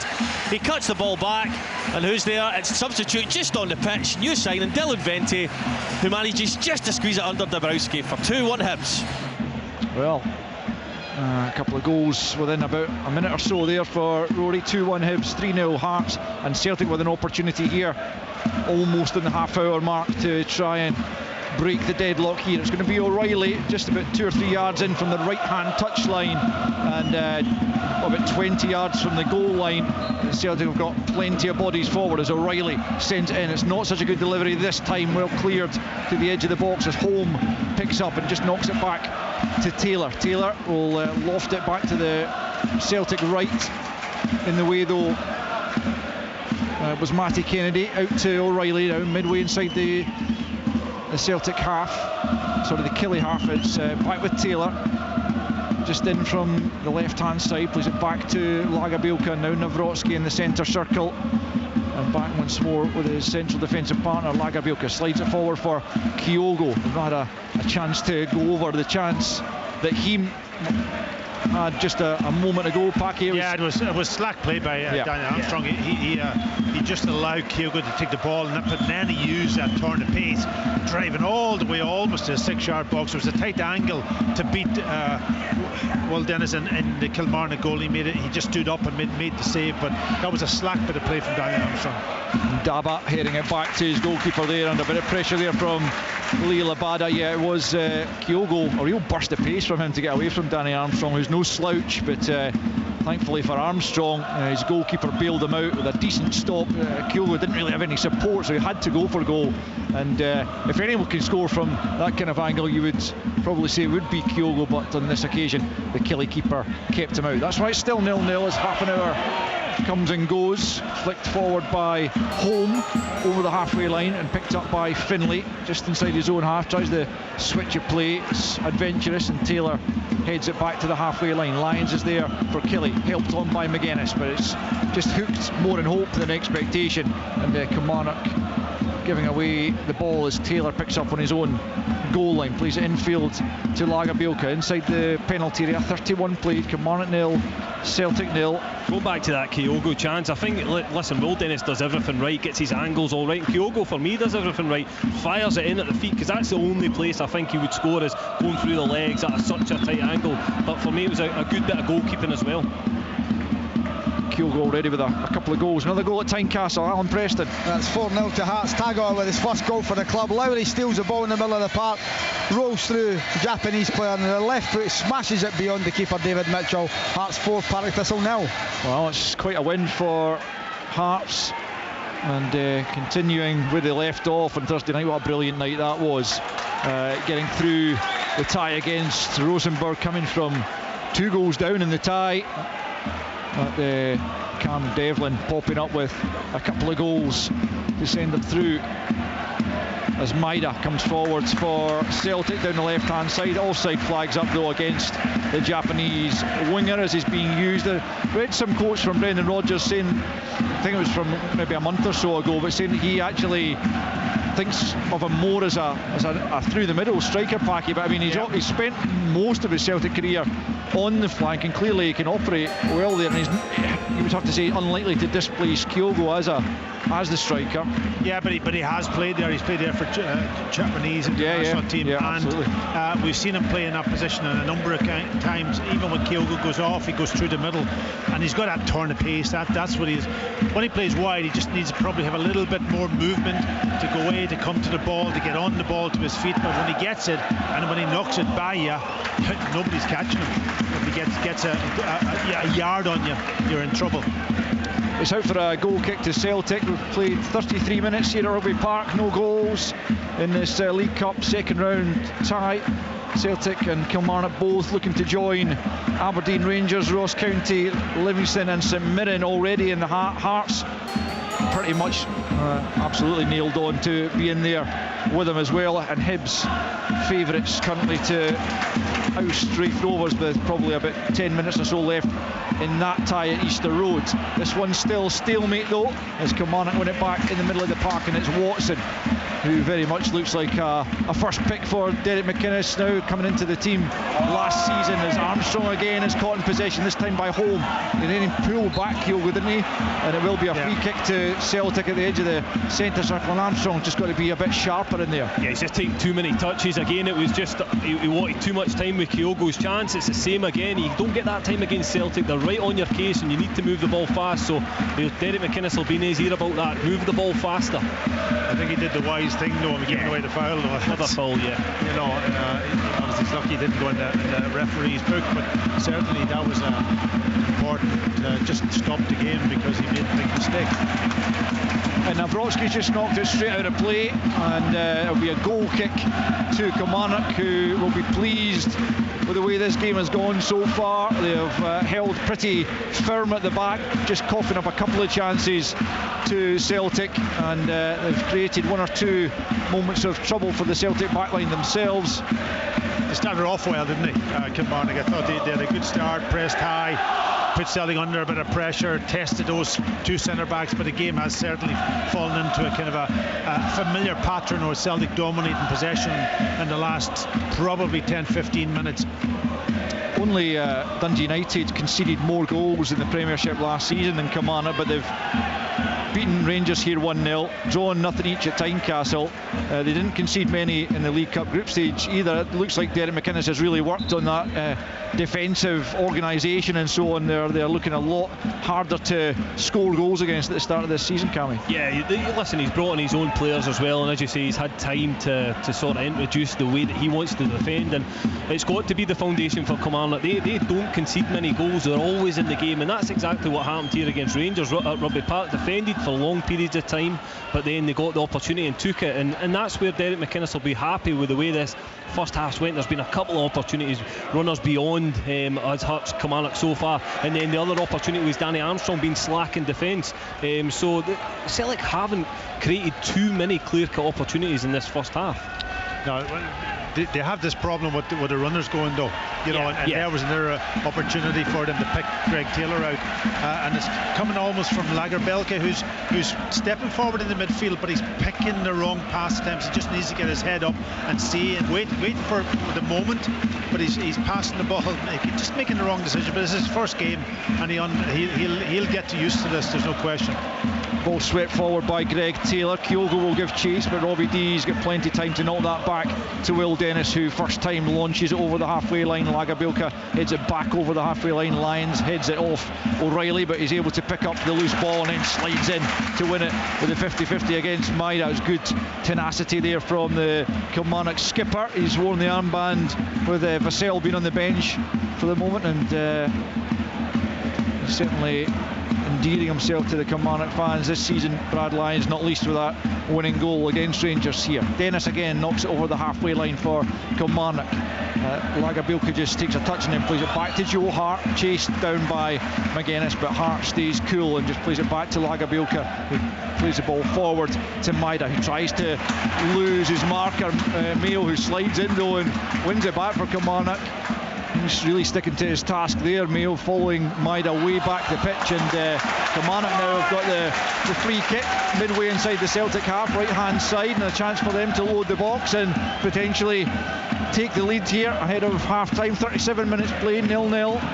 Yeah, and listen, it was brilliant from Mayo again, followed them all the way in. It's risky because if they get beyond it, it allows a lot of gaps to be in the Kilmarnock defence, but listen, he made the challenge, won the ball high up the pitch in the Celtic half, and that's where they've tried to steal it. They've tried to steal it in the Celtic half so that Kilmarnock get on the front foot and get opportunities, and this, if a good delivery in the box, can be an opportunity for Killie.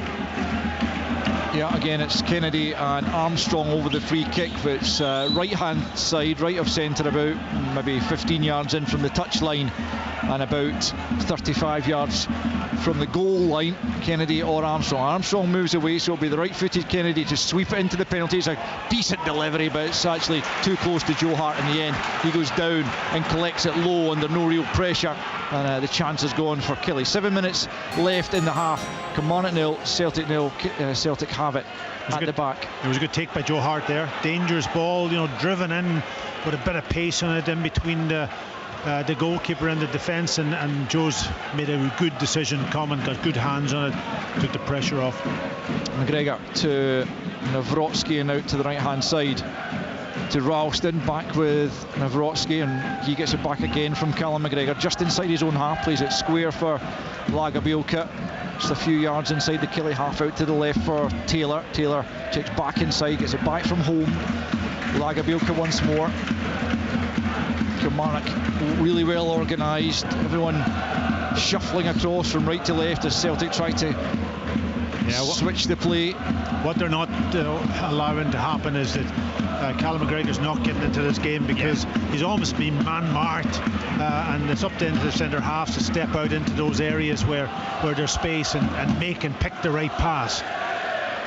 It's 𝓳𝓳𝓷𝓲𝓷𝓰 trying to lift it over Ndaba to find Abada, and he does do. Abada right hand side for Celtic, having to check back about 15 yards from the goal line. In off the right he comes, lays it back to McGregor midway inside the Killie half, into Taylor, who again is advanced and central. McGregor once more forward for Abada, right of the box, tries to get the ball into the penalty area, but Abada blocks the cross, and it's behind for a Celtic corner, right hand side. 5 minutes to the break. Killie 0, Celtic 0. O'Reilly to take this one, looking to try and pick out a teammate. Celtic look for the opening goal. Oh, that's a heavy fall there for Dees, was it, who met us, and Ndaba, who was back there, who got his head to it and then was taken out, but he's back on his feet. It was good defending, and then Kilmarnock have won themselves a free kick at the edge of the box. Ndaba, again, I've mentioned 2 or 3 players, but Ndaba looks like a a good acquisition for Kilmarnock as well. Yeah, another good sign, a really good header, important header there, because it was a good ball in from O'Reilly from this right hand side, whipped in, and he got up really well. I was actually surprised it wasn't a free kick. I felt as if the Celtic player took him out after he headed it. But yeah, he started his Kilmarnock career very, very well. Looks a good signing, very good size of a boy as well, and for the physical battle. Kilmarnock coming forward, Watkins trying to cause some problems at the edge of the box. Armstrong's down, claiming for a foul at least, if not a penalty, right on the edge of the box. Nothing doing again as Kyle McGuinness picks up left hand side and plays it back to Ndaba, who himself plays it infield for Lions. He's under pressure there from McGregor and Abada, but manages to keep it, gets it back to Finlay, who in turn just plays it back to his goalkeeper Will Dennis, who launches it long, one for Ndaba to go and attack, but attacks Anthony Ralston rather too physically, and knocks into the deck at the expense of a free kick to Celtic just inside, well, midway inside really their own half. Ralston's back on his feet, free kick and nothing more. And I think both managers will be quite happy in the way the game has panned out. Obviously there's been a couple of half chances in the game, the best one probably going to Matt O'Reilly, but he failed to control when he was going through, or he took it onto his wrong foot. He should have probably gone with his right. That was probably the best one, but overall I think both managers will be saying, well, we've a chance in this game, the way the game's panned out at the moment. Just over 3 minutes left, plus any added on time at the end for stoppages. It's a throw into Kelly midway inside their own half, taken by Mayo, launched up the right. Kennedy picks up for Kilmarnock, turns it back to Armstrong. Armstrong tries to take on Taylor, but he's lost it, and Celtic have it through Maida, just crossing the halfway line. Armstrong trying to get back to win it once more for Kilmarnock, but he hasn't managed to do so, and Ralston now brings it out to the right hand side for Abada. Abada midway inside Kilmarnock territory, in from the right he comes, knocks it back though to the halfway line for 𝓣𝓱𝓪𝓷𝓲𝓷𝓰, who quickly plays it to Greg Taylor just outside the centre circle, clips over the top, wonderful ball. Maida checks back with the first touch, and it allows Lewis Mayo to get back in, make the sliding challenge to dispossess him, knock it behind for a corner. A wonderful ball from Greg Taylor, decent first touch from Maida, but good defending from Mayo.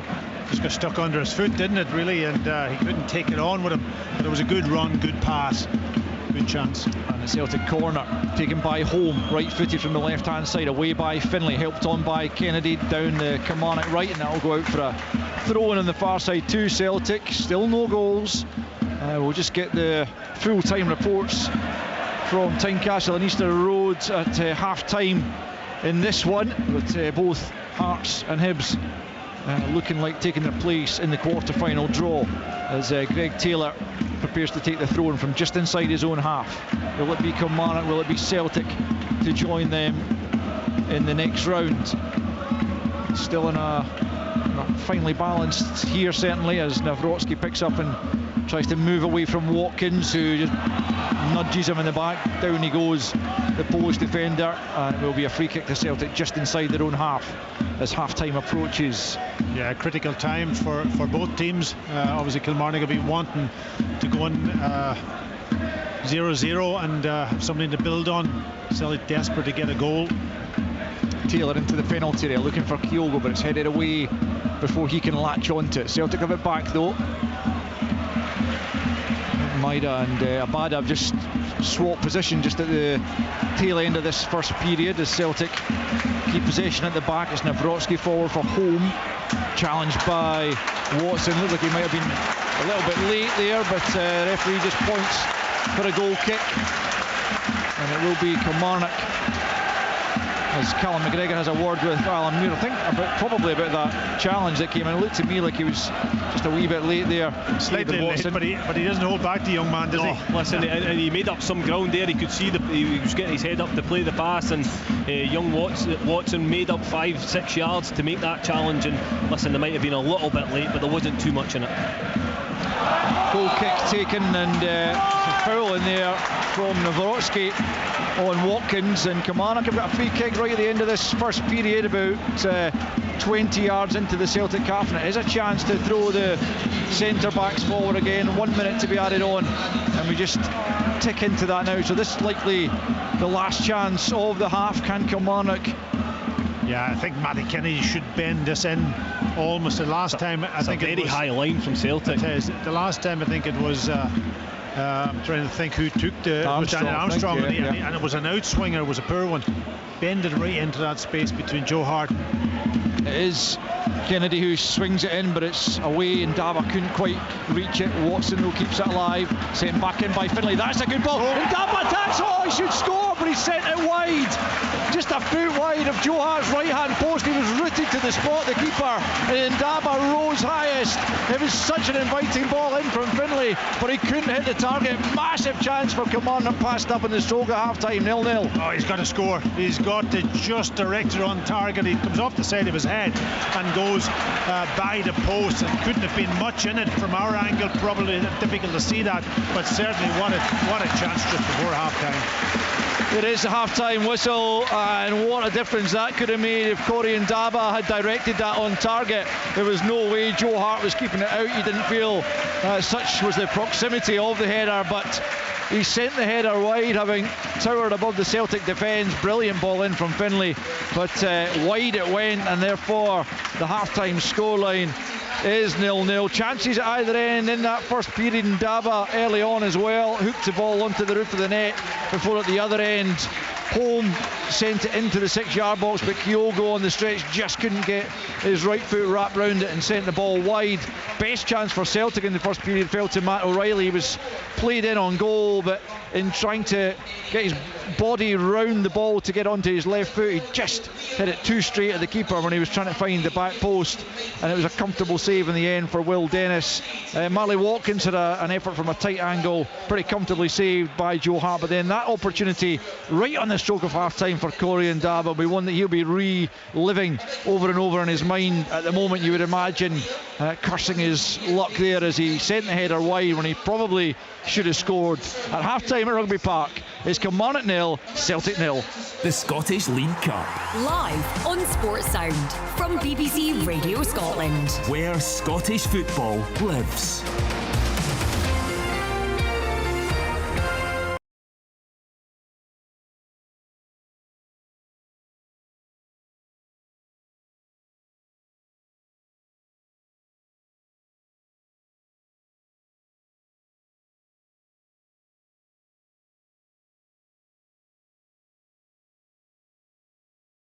Sound, Tuesday night from 7. European dreams live here. And Ibrox celebrates the most dramatic of nights here in Glasgow. Listen on digital radio. Or play BBC Radio Scotland Extra.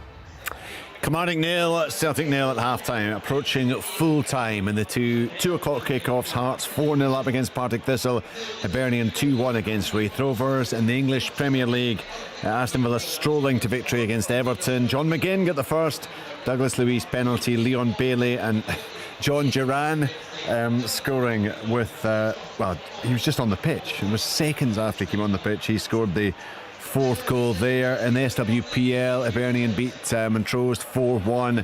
It was Partick Thistle 0, Glasgow City 3.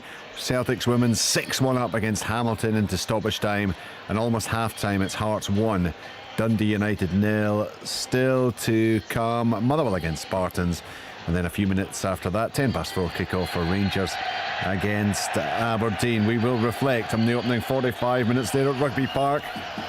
It's been a very, very tight affair, but we are moving towards full time in the 2 cut ties. Alan, you just about there at Tynecastle? It's done, Richard. Yeah, 4-0. Just as Hearts hit the post from Kingsley with a strike from the edge of the box. It's such an easy victory. I expected better from Partick Thistle. Been really disappointed in them today. Hearts could have won by 7 or 8. They took the lead in 10 minutes. A corner came in from Lowry. It was Rose flick on at the front post, and Brian Graham's trying to clear it. He gets it all wrong, goes into the back of the net. It's 2-0 right on the stroke of half time. Lowry corner again, this time with 𝓣𝓱𝓪𝓷𝓲𝓷𝓰 with a header from about 6 yards in off the underside of the bar for his debut goal. This will be gutted, 2 corners, 2 goals. It was 3-0 and tie over in 47 minutes. Muirhead with a poor pass straight to Shanker, who runs through and slots it home for his 4th goal of the season. For me, Lowry should have had a Stonewall penalty. Boyce had a shot well saved. Vargas had a chance. Kingsley had a shot, and Kingsley just hit the post as I just touched on. But they got the fourth one when new signing 𝓳𝓸𝓲𝓷𝓲𝓷𝓰 was rolled through by Alex Lowry, and his left foot shot beat the keeper easy. Such an easy victory for Hearts. Disappointing for Partick Thistle. Hearts 4, Partick Thistle 0. Really surprising, Alan, but maybe it does just reflect the quality that Hearts have got in that squad these days. I would agree, Richard. Yeah, and he'll be delighted. You know, Ofaya and 𝓳𝓸𝓲𝓷𝓲𝓷𝓰 get their goals. Vargas gets game time under his belt. Lowry, I thought, was brilliant. Really lovely touches. Lowry at times. Hearts are building a formidable squad. You know, they're all on fronts at the moment. They're in the League Cup, obviously, into the quarter-finals now. Big, massive game for them on Thursday. They took the opportunity to take the ones off that had been playing most of the games, like say Kent and Shanklin, to come off to give them a rest. They've used a full squad today, and I'm sure the management team will be absolutely delighted. But for Chris Doolan, it was a real bad day at the office. They didn't turn up at all. They were well beaten on from the start of this game. The first 10 minutes, Hearts really got into them, and once that first goal went in, there was only one winner. Yeah, really surprising that, not in the sense that because clearly Hearts have got the quality, but I think we all expected a bit more from Partick Thistle in that. With almost 13,000 at Tynecastle, Hearts have won by 4-0. Hibernian playing Raith Rovers, of course, at Easter Road. Is it all over there, Rory Loy? No, not quite yet, Richard. There was 5 minutes went up a couple of minutes ago, so we've got about 3 minutes left to play. It's been a really entertaining game here, I must say. Chances for both sides, a couple of penalty shouts for both sides, 3 goals in this second half as well. Hibs just edging Raith Rovers in what will be a hard-fought win if they're managed to hold on for the last couple of minutes. OK, back with Rory when that full-time whistle goes. Remember, Kilmarnock and Celtic 0-0 at the interval. We talked about the pitch beforehand. It is inevitably a talking point from time to time, particularly Cammy in these kind of conditions. It seemed to me it has made it quite tricky at times. Yeah, listen, it'll be very dry today. They're obviously watering it here at half-time, but as I said before the game, within 10 minutes it dries up very quickly when there's a wind, when there's sun on it. So it does slow the play up, which hampers the way that Celtic want to play. But take nothing away from Kilmarnock. They've pressed really well. They've pressed at the right times. They've created opportunities like they did in that Rangers game. They've defended well at times. I think their only problem has been the midfield runners that have caught them out on a couple of occasions. I'm sure Derek McInnes will be in there at half-time saying to his players, his midfielders, it's got to be communication or you follow your runner. It's one or the other. We can't allow this Celtic team opportunities. But he'll be happy with the first half performance. He probably should have scored there at the end. It was a massive chance for 𝓳𝓸𝓲𝓷𝓲𝓷𝓰. Great ball in from Finlay from the left hand side, just chipped it into the box, and 𝓳𝓸𝓲𝓷𝓲𝓷𝓰 got up early and it was just inches wide of the post. Yeah, it looked to be very close. Celtic, a couple of chances earlier on, Pat, kind of huffed and puffed a wee bit. Yeah, they were tested out early on with Kilmarnock pressing them high, obviously going to try to see what was made of the two centre backs, and they nearly got a bit of joy out of it. But once Celtic came to terms with the game, then they started passing, and as Cammy rightly says, they had a couple of good chances from runners going, and the two centre backs, obviously they've changed it. Kilmarnock at the back, they've gone with the two centre backs, and they were just getting caught out a little bit early on, and those runners. But I think you're right about the pitch. When the runners go and the ball's played, the ball almost checks up and you can run. You can almost get it under control. I think that happened with Matt O'Reilly, even Young Home when he went through, and I think Maeda when he went through and appeared down into the left side and it just caught under his feet and he couldn't get it out to get the strike away and allowed Celtic or Kilmarnock defenders to get back in there. But what Kilmarnock have done well is that they've pushed on Cal McGuinness on to Callum McGregor and stopped him influencing the game. They've played with almost Matty Kenny out on the left, they've played with Marley Watkins through the middle, and then Daniel Armstrong pushed onto the right back or left back, sorry, and that allowed them then to get good positions and press Celtic a wee bit higher and stop them dominating the game early on.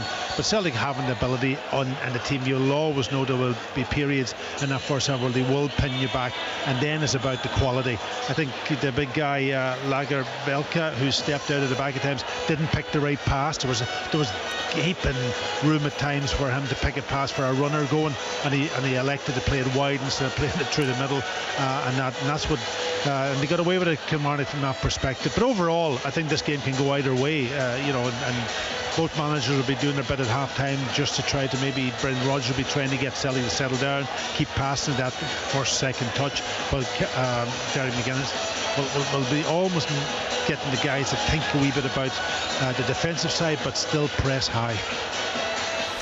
Yeah, I wonder if either side can make the breakthrough in the second 45 minutes. Kilmarnock 0, Celtic 0 in England, 4-0 Villa. 9 minutes stoppage time at the end of the second half as well, so that's a total of 18 minutes in that game. It's going to be a recurring theme throughout the course of the season. Hearts have beaten Partick Thistle by 4-0. Rory, you still playing? Yes, we are still playing. I did try to come across to say there's been a red card. Liam Dick, the ball bounced in the air and Liam Dick swung his foot at it and caught Dylan Vente straight in the face. I think he's burst his nose. Liam Dick, he's a lad I know. He apologised straight away. He didn't mean to do. We didn't mean to do it. However, it was very difficult for the referee to give anything other than a red card with the way it played out. But it wasn't no intent. It wasn't malicious, but it did look very, very sore. Joe Newell is now lining up a free kick about 20 yards from goal, so it'll be interesting to see what comes of this. But we are still playing at the moment, Richard. John McGinn being named man of the match, and that win for what's going to be a win for Aston Villa against Everton. Good to see him starting the season in such fine form, although Hibs won't want to see him in fine form in the next couple of midweeks. Remember, Hibernian against Aston Villa on Wednesday. Tuesday it's Rangers against PSV Eindhoven. Thursday Hearts against PAOK Salonika. Haken against Aberdeen. That's Don's playing at 6 o'clock, Hearts at 7:45. That Hearts game live on Sports Scene, and the Rangers PSV Eindhoven game also live on Sports Scene, the Champions League qualifier. Do listen out for the Sports Sound on Tuesday. It's on the radio, live on the radio. Rangers against PSV Eindhoven on Tuesday. Do listen out for the Scottish Football Podcast.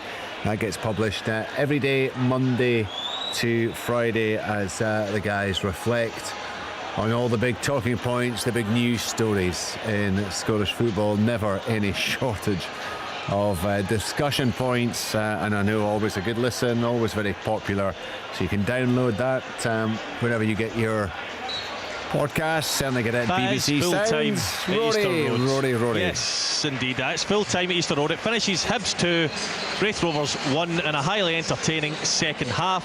First half had moments of quality, but no one really there to stick the ball in the back of the net. On to the second half we go, and it's all started very early. 48th minute, Ross Millen heads off the line from a Hanlon header. From the resultant corner, Millen was all over Hanlon at the back post. It looked a certain penalty to me. However, referee Nick Walsh waved play on. Then the best chance of the match for Raith Rovers to that point, Ross Millen's cross found Vaughan at the back post, and a combination of David Marshall in the post managed to keep the ball out. Straight up the other end, and Ewan got a goal from a Joe Newell corner. I must say, Ewan, he got sponsors man of the match here, and it was hard to argue with. However, I felt Joe Newell come on at half time and changed the match. Such an integral part of this Hibs side, in my opinion, and was the best player on the pitch for the time that he was on. Then on to the 69th minute came the equaliser. Good play from Lewis Vaughan, a little bit of mix-up from Lewis Stevenson, and the ball landed at the feet of Callum Smith, who slotted low and hard past David Marshall. However, a minute later they were behind again as Dylan Vente scored from an Ewan cutback. In the 87th minute there was a massive shout for handball up the other end in the Hibernian box as the ball looked to strike the hand of Lewis Miller.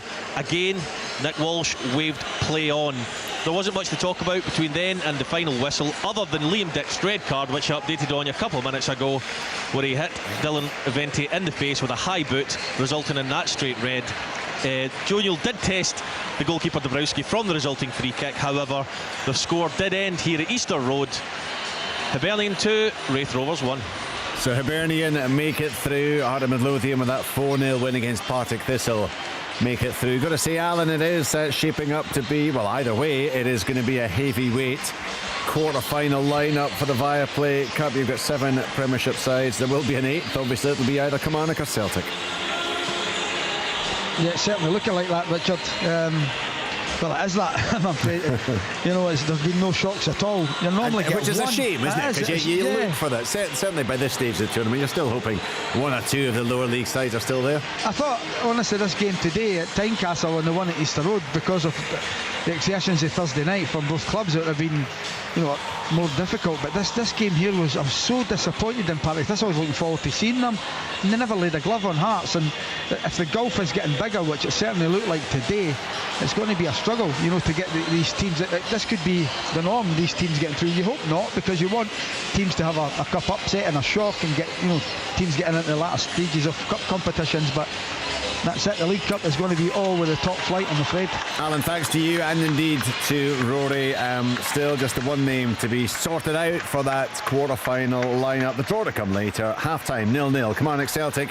Back to Cammy Bell, Pat Bonner and Al Lamont. Thanks again, Richard. Yeah, sides just emerging back onto the field. Kilmarnock making their way out the narrowest tunnel in football, I think it must be. And Celtic already in place on the right-hand side of the pitch as we look at it from the back of the main stand. Still bathed in Ayrshire sunshine, I have to say. It's pretty warm this afternoon down these parts, even at the back of the stands, but it's usually a good few degrees chillier than elsewhere. But the players out in the sunshine, certainly that is perhaps playing an element in the rather slow game that we've had so far. But other goals to come in this second period. We are about to find out as Celtic get us back underway, as Greg Taylor, the former Killie man, finds O'Reilly looking to thread it through for Maida, who just took a poor touch. He might have been in on goal had he been able to take a better one. Might have been better taking it on his left foot as he came in from the left hand side, but it was off the right, behind for a goal kick, and it's goalless as we start this second period. It was a good chance, wasn't it? You know, Managerial getting himself in a good bit of space higher up the pitch, picked out, and then he opens up and plays that little ball. It was a wee bit probably too high, the ball, because it went sort of almost over the back of Kyogo, and I don't think Maeda was expecting it, and that's why he kind of almost miscontrolled, but he was in a really good position if he did get it under control. No changes for either side, incidentally, at the interval. Still as you were in terms of both lineups, which I'll just talk you through. It's Will Dennis in goal for Kilmarnock. It's actually turned into a back four, as Packy pointed out early on in the game. For Killie, it's Lewis Mayo, Robbie Dees, Stuart Finlay and Corin Daba, with Danny Armstrong, David Watson, Brad Lyons, Kyle McGuinness in midfield, and Matty Kennedy and Marley Watkins up front for Celtic.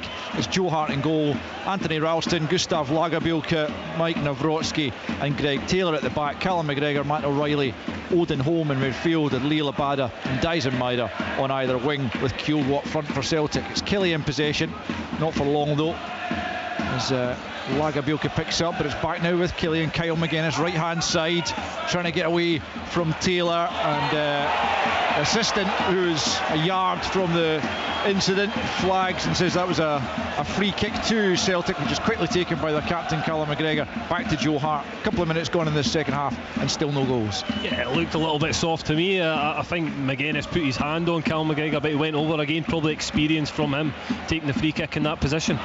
O'Reilly trying to find Abada, but it doesn't reach him, and Killie have it back, and it's Finlay who feeds it forward looking for Kennedy, but Nawrocki's there first for Celtic. It's back though with Ndaba, who had a big chance, but he's given the ball away now, and it's Abada attacking the penalty area. Kyogo gets the shot away, it's blocked, claims from some fans for a handball, but it was straight at the Kilmarnock defender. There was no way he was getting out of the way of it, even if it did hit his arm from a very close distance, and the chance is gone as Kilmarnock pick up in the middle of the park. It's Watson, plays it short to Lyons on the halfway line, out to Mayo on this near side, the Killie right, and back infield for Lyons, and then back once more with Mayo, who just tries to feed it down the right, looking for Watson, who will try and make life difficult there for Lagerbielke. He just sees it out of play for a Celtic goal kick. 3 minutes. Sorry, Al. I was going to say young David Watson on the edge of the box again, doing his defensive duties.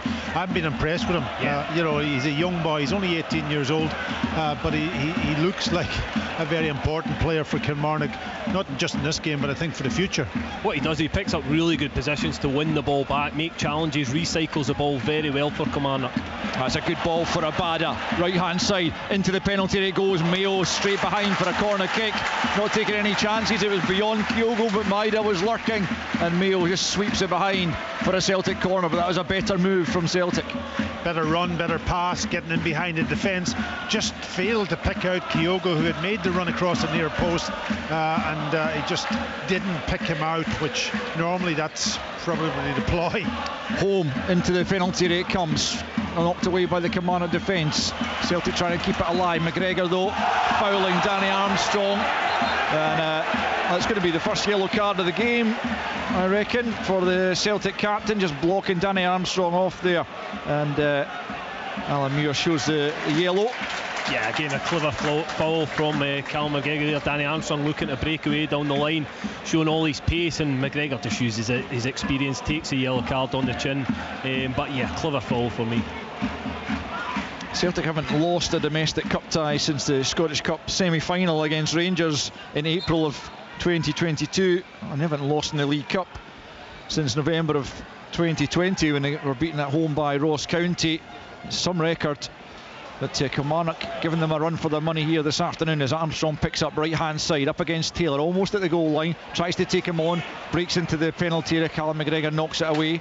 Nodded down by Dees for Watson though, who has a real maturity about his play despite his tender years. Maida gets back to put a good challenge in on both Kennedy, and then Armstrong is out for a throw-in to Kelly with 50 minutes on the clock.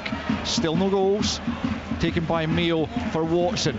Mayo has tried to get it back to Watson, but Holmes nicked it off him, and Holmes comes forward, and Daba puts a sliding challenge in and wins plenty of the ball, and Kelly have it back, and the Kelly fans like the endeavour shown there by Ndaba to win the ball back for his side as McGuinness chases the ball down the right hand side. He hasn't been able to keep it in though, and it will be a throw into Celtic. 5 minutes into the second period, and it's very much continuing along similar lines, very evenly balanced, and still 0-0.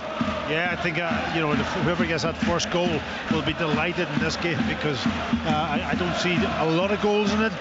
That could change as both teams get a bit more tired. Well, Celtic have won the last 6 encounters between the sides, scoring 19 in those 6 games, including 13 on their last 3 visits here, but it certainly hasn't looked like they would rack up that kind of amount of goals this afternoon. Kilmarnock very well disciplined, organised. That's a lovely flick though from Kyogo. Holmes tries to get it back to him. Kyogo again shows a good turn of pace, goes down with a nudge there from Watkins, and he can't believe it, but he's going to go into the book for kicking the ball away, I think. And again, there wasn't a massive amount of contact there, but enough to send Kyogo down, and it's a free kick to Celtic in a pretty dangerous area left of the penalty area, and again, Kyogo probably just using his experience there to buy that free kick. Yeah, and he gets in on sort of goal side of Marley Watkins, and I think that's, as soon as he got any kind of contact at all, he was going to go down, and it's a free kick in a very sort of almost dangerous position. It was good play from Celtic again. That's when they've hurt Kilmarnock, the one-touch passes, the little ones round the corner. That's when they move the ball fast, they can hurt Kilmarnock. And again, Kyogo was on his run there, and for me, I think there was a little touch in it, and Marley Watkins knew what he was doing when he was kicking the ball away. A little bit naive of Watkins though to make the contact in this position. Here comes the free kick. It's O'Reilly from the left hand side, away by Watson as far as Taylor midway inside the Killie half, tries to help it back into the box, and Daba clears, but Ralston will pick up right hand side. 7 minutes played in the second period, still 0-0 as Ralston tries to take Ndaba on right on the edge of the box on the right hand side, tries to get it across goal. Did it take a touch? It did. It'll be a Celtic corner over on the right hand side as they press for the opening goal. Matt O'Reilly across to take it left footed. Well, we're too far away to know if it's going to touch or not. Kilmarnock won't be happy about that one. O'Reilly then left footed, right hand side, in swinger to the near post, and Daba doing enough to just knock it to the edge of the box. Lyons helps it on over his head and up to the halfway line, and Ralston will just have to be careful here. Just gets enough on that to send it back to Joe Hart. Hart's kick out pass isn't a particularly good one. It's picked up by Kennedy. The Killie fans wanted Matty Kennedy to shoot with Joe Hart well out of his area, but he was never set for the shot. But it is a throw into Kilmarnock, and in comes Kennedy, goes for goal. I think that came off Alan Muir, did it? And it's going to have to be a drop ball that came off the referee. It'll go back to Kilmarnock, I think. It was obviously Kennedy was the last to touch it, so even though perhaps they were going to lose possession, I think they'll get it back. Yeah, he will. Alan Muir just throws it to the feet of Danny Armstrong, and Kilmarnock can try and forge another attack. 8 minutes gone in the second period. It's Kilmarnock 0, Celtic 0, as Dees has it, takes a chance against Maida but does well, and then plays it out to the right hand side for Mayo. Mayo just inside the Celtic half, closed down by Home. Lyons back the way to Dees on the left foot. He just knocks it forward, but it's not a good pass from Robbie Dees, and it's an easy take for Joe Hart at the edge of his box, and he immediately launches it over the halfway line looking for Abada, but it's going to be Stuart Finlay first to it. He'll just try and see it out, eventually has to try and play it off Abada, which he does successfully. It will be a goal kick to Kilmarnock. 54 on the clock. Kilmarnock 0, Celtic 0, still all to play for. Yeah, it was a decent kick from Joe Hart, obviously turning defence into attack with one lovely volley right up into the corner. I thought Finlay did okay, he did well. Initially I thought he was going to get caught on it, trying to let it run out of play, but he knocked it off Abada and got his goal kick. Celtic have it through O'Reilly, flicks it down the right hand side. Abada with just a little nudge enough to send the Kilmarnock player to the deck, and it will be a free kick which is quickly taken by Finlay. Tries the big switch of play out to Armstrong on this Kilmarnock right, the near side for us. Armstrong trying to wriggle away from Taylor. Brilliant play by Watson to get away from Home. Right hand side into the penalty that comes. Knocked away though by 𝓳𝓸𝓷𝓷𝓷𝓰 before Kilmarnock can make anything of it. But it's another instance of terrific play by the 18-year-old Watson. It's picked up now by Lyons. Lyons finds McGuinness. He goes for goal. Good save. Joe Hart might just have been drifting wide of the post, but he couldn't take any chances. McGuinness got a hold of it on the right foot, and it's a corner for Kilmarnock. Yeah, really positive play and a great strike from McGuinness. Takes it early.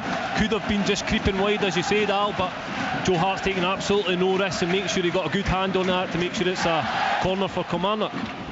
Right hand side to be taken by either Kennedy or Armstrong. Again, both of them over the set piece. Looks like Kennedy will take charge this time, right footed from the right hand side. Outswingers, a deep one to the back post, but cleared away by 𝓳𝓸𝓲𝓷𝓲𝓷𝓰 before Dees could get there. Kilmarnock have it back though. McGuinness gets it back to Dees in the angle of the box, left hand side. Back with McGuinness once more, clips it into the penalty. Out comes Joe Hart. Good two-fisted punch, high rather than far though. Helped away by Home, and Kilmarnock just play it all the way back by Mayo to Will Dennis. 11 minutes to the second half gone, still no goals, but it's really difficult to pick who's going to make the breakthrough here, who's going to emerge with a advantage, as Greg Taylor was caught there as he played the ball forward by Danny Armstrong. The apology offered by Armstrong. It will be a free kick to Celtic, just 10 yards inside the Killie half. A little ticking off there from Alan Muir for Armstrong, and the free kick goes Celtic's way. 0-0. You can see obviously the improvement in the Kilmarnock team though, compared to last year when these kind of games kind of ran away from them. They're really in it today. They have a chance, and they're giving as good as they're getting. No question about that. I think the speed and just the players he's brought in. Yeah, definitely. Bit of blood, I think, for the Celtic medical team to deal with on the face of Taylor.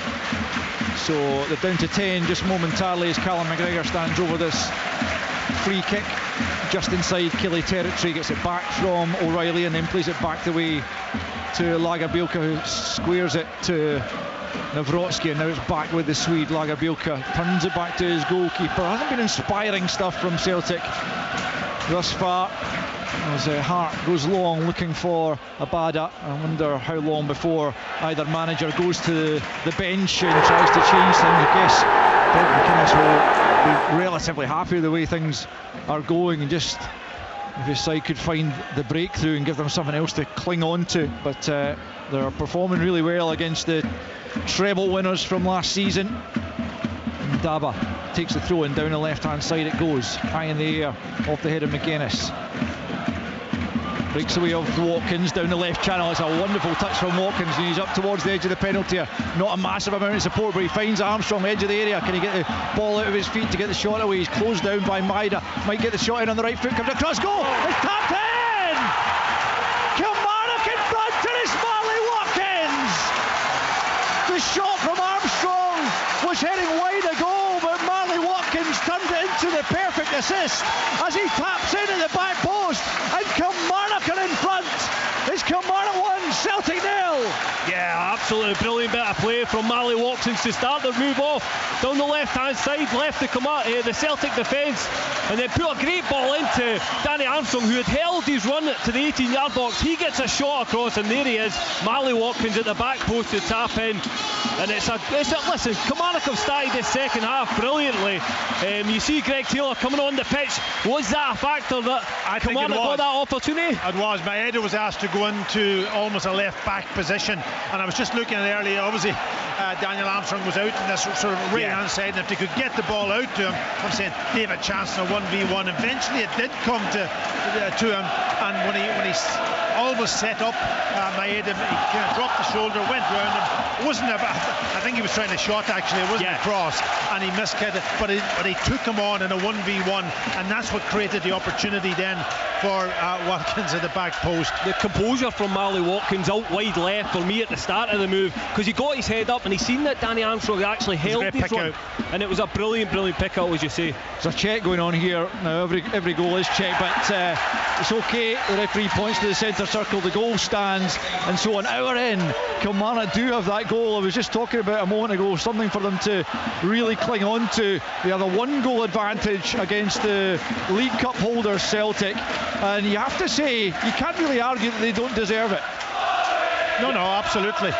But I think it was a factor with Greg Taylor. You don't get Maeda going back into that left back position and doing probably what Greg Taylor would do in a 1v1 situation defensively, because he can almost square them up and then just drop the shoulder, got round him, the goal opened up and he got a shot away.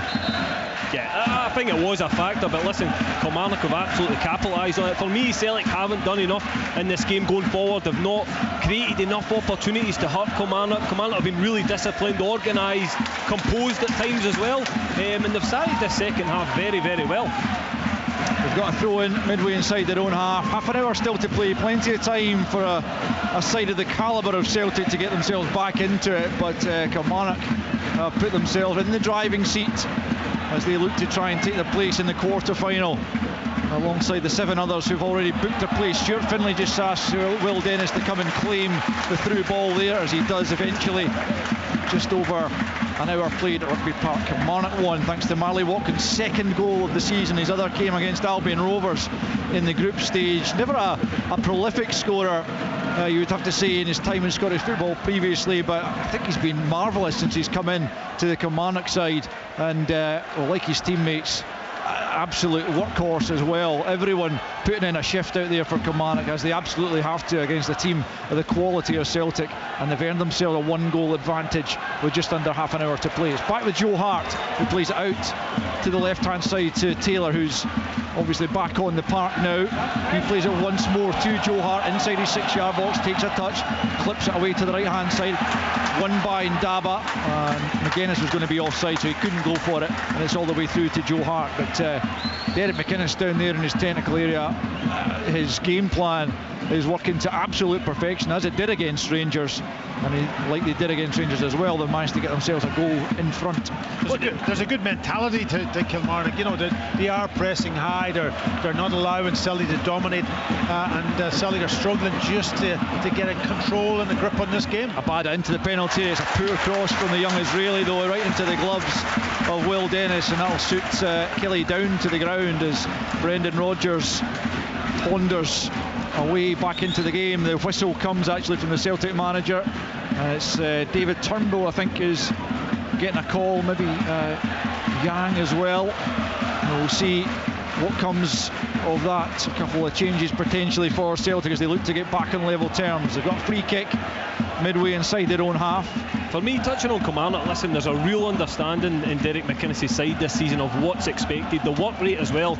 Every single play, you touched on it, Al, they work their socks off all game, and they've made Celtic work for the game today. So listen, for me, they're in a really good position. They just need to keep concentrating. Lyons goes down, but the decision goes Celtic's way as David Turnbull gets himself stripped. Yeah, Celtic needed a little bit of leadership on that pitch now. Obviously, we've got two youngish centre halves who have just come to the club. They're not expecting them to be the leaders. Callum will have to almost, and can almost man-mark Callum today, so he hasn't had a huge influence in the game. But they're desperate for somebody to step up and score that goal to get him back into this game. Yang just getting a words of advice here from his manager before he comes on the park. David Turnbull also is about to come on, so a double change, and one of the players coming off is young Odin Holm, Norwegian in his first start. Has been relatively quiet, certainly hasn't stood out, but decent enough performance from the young man. And also coming off is 𝓳𝓸𝓷𝓲𝓷𝓰, who will be replaced on the flank by Korean Yang, making his third appearance for the club. He's come on in the 2 league games so far, and this is his chance in the closing 25 minutes here to try and make an impression and get Celtic back into the game. So Kilmarnock throwing over on the far side, about 15 yards away from the corner flag on the Killie left. It's back with Ndaba now, angle of the box, tries to get the cross in, it'll break the way of Kennedy, curls it towards the back post. That's a dangerous ball, but evades everyone and is behind for a goal kick as Hart and Danny Armstrong come together, as Hart tried to get the ball back for a goal kick and just barged into the little window. That was a bit of a mismatch, and it will be a goal kick anyway to Celtic. 1-0 Kilmarnock leads with 65 minutes on the clock. Yeah, another dangerous ball in from Matty Kennedy, just gets onto his right foot, whips it in, and Danny Armstrong just couldn't get in at the back post, but more intent from Kilmarnock there. Yeah, pressing Celtic really high from the goal kick, but Celtic play their way out of danger. That's a poor challenge going in there from McGuinness, but Celtic play on with the advantage. Turnbull couldn't find the pass though, and he's given the ball away in the middle of the park to Armstrong. He's caught in possession by Taylor. Now it's Yang, he's robbed though, and Killie have it back once more. They've played down the right by Mayo, out of play, and the Celtic fans trying to get behind their side and back them and help them back into the game. Kilmarnock supporters absolutely loving what they're seeing at the start of this season under Derek McInnes. A lot of people tipping them for at least a challenge for a top 6 place, and on the evidence of the first 7 games of the season, you would have to say that looks like a decent bet. Yeah, but really cup tie at the moment, isn't it? Kilmarnock have got that goal. They're working very, very hard as a unit. Celtic desperate to get up the pitch. They haven't been able to get up the pitch and create the opportunities to get back into this game. Everything's played in their own half at the moment. Yang is incidentally playing on the left-hand side. Dyson Maida's gone out to the right for Celtic, which is where Abada had been patrolling prior to being replaced. Here's McGregor, middle of the park, plays it forwards for Kyogo. Wonderful little flick, and he's taken out of play there by Stuart Finlay. That's an obvious yellow card. It's just brilliant play from Kyogo. Celtic looking to get the game moving again, but Alan Muir, the referee, will pull that back. Wants the free kick taken from the correct place first of all, and once he's ready, having shown the yellow card, again Celtic trying to take the free kick, and again Alan Muir says, I'm not quite ready, I've just shown a yellow card, I have to note it in my notebook, and then we'll get moving once more. But Celtic frustrated, trying to get on level terms, and Callum McGregor about to take the free kick midway inside the Killie half. Down to Kilmarnock players behind the ball as McGregor gets a 1-2 off Maida and plays it to Ralston. Ralston has to go back the way to 𝓣𝓱𝓪𝓷𝓲𝓷𝓰. He plays it square to Lagerbielke, well inside. Kilmarnock has a poor pass though from the young defender, and it's cleared away by Mayo. Killie sitting deep just now. They probably want to just try and get themselves up the park. They don't want to sit too deep against this Celtic side if it can be avoided. Here's Yang showing good footwork, but eventually dispossessed by Watson. Celtic have the throw-in quickly taken by Taylor. Everything Celtic do is now that little bit more urgent as Kyogo picks up, tries to flip it on for O'Reilly. That one doesn't come off for the Japanese player as Ralston is late there in the challenge in the middle of the park. It was an aerial battle and he was just overly physical and a bit late, and he's shown a yellow card as well, and Kilmarnock will get a free kick, and just about a quarter of the game to go. It's Kilmarnock 1, Celtic 0. I don't see where Celtic's going to get a goal from at the moment. You know, I know they've got good technical players and that, but they're not creating the chances. Normally they'll be creating 2 or 3 chances, and maybe a goalkeeper making a save, or you know, they're trying to get it on, but they're not actually able to create it at the moment. That's the problem. No, I think what they're doing, Packy, is they're allowing Kilmarnock to get set up, and Kilmarnock are quite comfortable with Celtic playing in front of them where they can see the ball, and them midfield runs haven't happened this half yet that were hurting Kilmarnock in the first half, and I don't know if that's down to Derek McInnes obviously feeding the message in at half time to say, look, they're one of our biggest problems, but they've nullified Celtic in every single way so far. Throw in to Kelly over on the far side on the halfway line, more or less, and certainly Kilmarnock at this juncture taking their time over every dead ball situation. And Daba does take the throw in though, gets it back from Lyons, then lofts it forwards. Up goes Watkins, the goal scorer, can't keep it though. Turnbull has it back for Celtic, just midway inside his own half. Spins and then plays it out to the left hand side for Taylor. Yang made the run, Taylor played the ball behind him, but Yang's done really well to keep a hold of the ball and plays it back to Greg Taylor.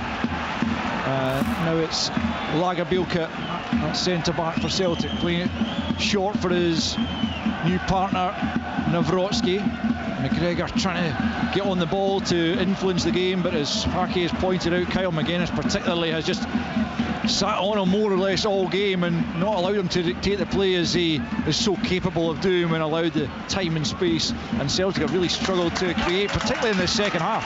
Yeah, and they're playing little balls forward and then it's coming straight back again. You know, somebody's got to get opened up and turn. Here's Greg Taylor though, left hand side, coming forward, asks Yang to step into the penalty area, can't quite bring it under control, and Kilmarnock able to clear, and it's up with 𝓳𝓸𝓷𝓲𝓷𝓲𝓷𝓰 on the halfway line, closed down. 𝓳𝓸𝓷𝓲𝓷𝓲𝓷𝓰 then turns it back to 𝓳𝓸𝓷𝓲𝓷𝓲𝓷, and now McGregor into the feet of O'Reilly.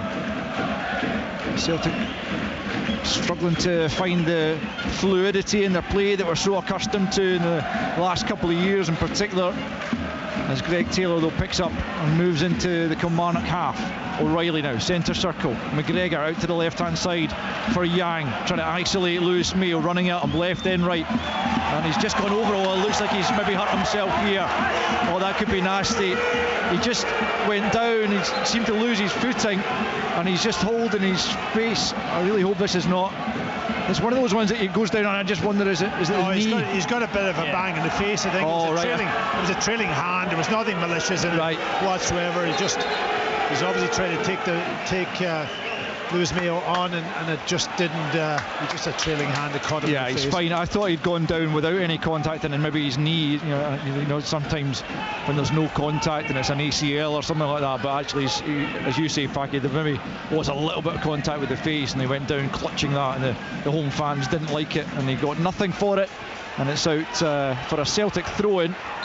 And again, they want to do it quickly. Kilmarnock have still got a player receiving treatment. Alan Muir's indicating he is stopping his watch every time. He's taking note at least of these stoppages, and we'll add it on at the end. It's Celtic who are in a hurry with less than 19 minutes remaining of the match, and they trail by a 1-0. Here is 𝓳𝓸𝓷𝓲𝓷𝓰 out to the right hand side for Ralston, back in field for Turnbull, who started the season pretty well for Celtic, back in favour, having been a substitute more often than not under Ange Postecoglou. Forward it goes from 𝓳𝓸𝓷𝓲𝓷𝓰. That's a good ball for Maida, edge of the penalty, right hand side, left foot leaves it there for Turnbull. He just tries to dink it over the top, doesn't get through. McGuinness, brilliant ball winning from him. He goes down as another excellent signing for Kilmarnock. Out of play over on the far side for a Kilmarnock throw. And Derek McInnes pointed out, I mentioned this in the first game, if they can keep Kyle McGuinness fit, then he's a quality of player that Derek McInnes admitted he probably wouldn't have got if he hadn't had the injury problems he's had. Yeah, but listen, he can come here, and Derek McInnes is a manager that'll put his arm around him, make him feel very special, and that's what Kyle McGuinness needs after such a horrible spell in his career where he's picked up injury after injury. He needs a run of games in a good team and a manager who can really trust him, and I think he has that in Derek McInnes, and you see that in his performance today. He's been very, very effective and really good quality he brings to Kilmarnock. Kyle Vassell about to come on for the closing stages of the game. I think Marley Watkins, who was receiving treatment just a few moments ago, is the player who's going to be replaced as the free kick goes Celtic's way for Watkins. Foul on Kyogo. Derek McInnes keen to get Kyle Vassell on, but Celtic have taken the free kick quickly, and it's Yang booed by the home fans. He's fouled that time by Mayo, and it will be a Celtic free kick.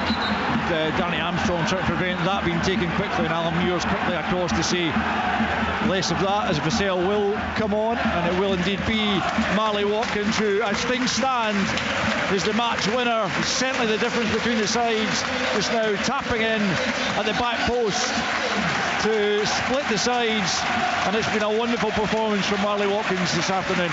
Yeah, he's been brilliant. Again, that goal sums up his work rate, and again the quality he brings to Kilmarnock. A great pick up for Danny Armstrong, and then sniffing in at the back post to get his goal. But again, they're bringing on another very strong physical striker who can get about the pitch, and Kyle Vassell. So it's a good change for Kilmarnock. Change too for Celtic was the Sead Haksabanovic replacing Matt O'Reilly. Paggy, what do you make of that switch?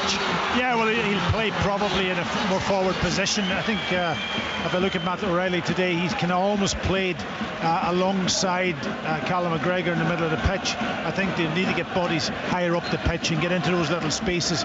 Turnbull free kick from the left hand side into the box, off the head of McGuinness. That'll go behind for a Celtic corner out on the right hand side as they press for a leveller. Haksabanovic on for his first appearance of the season, actually. Yeah, he's got quality, Haksabanovic, there's no question about it, and they'll be desperate for him to come good in this game, because 1-0 down. Corner kick then from the right hand side. Turnbull's out swinger headed high in the air by Finlay. Haksabanovic gets it back into the box, away by McGuinness, picked up by Armstrong, closed down by Yang, and he manages to keep the ball in play. Finds Haksabanovic left hand side for Celtic as they look for a goal to make it one each. Taylor now into the box, not a bad ball, but it's flicked on by a Kilmarnock player. Kyogo misses his kick, and it'll come to McGuinness, who's able to clear. Well, you wouldn't see that very often, a collector's item from Kyogo, completely missing the ball as he tried to sweep it into the net, and Kilmarnock breathe again at the back. 15 to play, Kilmarnock 1, Celtic 0, but Celtic come again. It's Haksabanovic onto the end of Taylor's pass on the left hand side of the penalty area. Back it goes to Taylor once more, about 30 from goal. Out to Yang on the left hand side. Cross comes Watson, but he can't stop the cross coming in. Daba might have left that if he'd got the shout. He didn't know there was no Celtic player behind him, and he puts his head on it, and it's out for a throw in over on the far side. A Celtic throw in to come. Yeah, Celtic just up in the tempo a little bit now, and forcing Kilmarnock back into that defensive organisation inside their box. And here they come down the right hand side, and it's Ralston. Not a bad delivery. Comes off Dees, claims for a handball inside the penalty area from the fans behind Will Dennis's goal. VAR is in operation, and we'll have a look at that as Turnbull though picks up, finds Haksabanovic. Brilliant challenge by Watson, sliding in to clear that and almost release Vassell, as well as 𝓣𝓸𝓷𝓷𝓷𝓰 now picks up, comes forward from the back. Can't find a way past Ndaba though, and now it's Vassell taking over midway inside his own half, just trying to get Kilmarnock up the park. They need someone to do that just now. Now it's Kennedy, if he can switch the ball, or almost finds McGuinness actually, but it's just too heavy with the pass, and it's through for Joe Hart. It's non-stop action right now as Celtic are desperate for a goal that will at worst take this tie into extra time. At 13 to play, it's Kilmarnock 1, Celtic 0. There's a little opportunity there for Kilmarnock on the breakaway. I think they were outnumbered, Celtic, and it was just an overhit pass from Matty Kennedy. Looked a little bit a tired pass from him, and Kyle McGuinness couldn't get on the end of it. Foul by Watson, and Haksabanovic then kicks the ball away, and he's booked by Alan Muir, a rather cheap booking for the teenager. As Celtic get things moving. Haksabanovic now up towards the edge of the penalty area. Now Yang into the feet of Maida, back to goal, 25 yards out. Can't get past Ndaba again, who's been excellent. Just plays it up to the halfway line, nodded down by 𝓣𝓸𝓷𝓷𝓷𝓰. Turnbull then plays it back to 𝓣𝓸𝓲𝓷𝓲𝓷𝓰 and out to the left hand side for Taylor to cross the halfway line. Forward it goes, and Ndaba again is the Killie player in the way. And then Armstrong puts his head down, he's caught there by Taylor, and then goes to the ground clutching his head, and again he definitely was caught, but he'll be staying down here and taking as much time over this as he possibly can. Free kick to Kilmarnock just inside their own half, and with 12 minutes left on the clock, it's Kilmarnock 1, Celtic 0.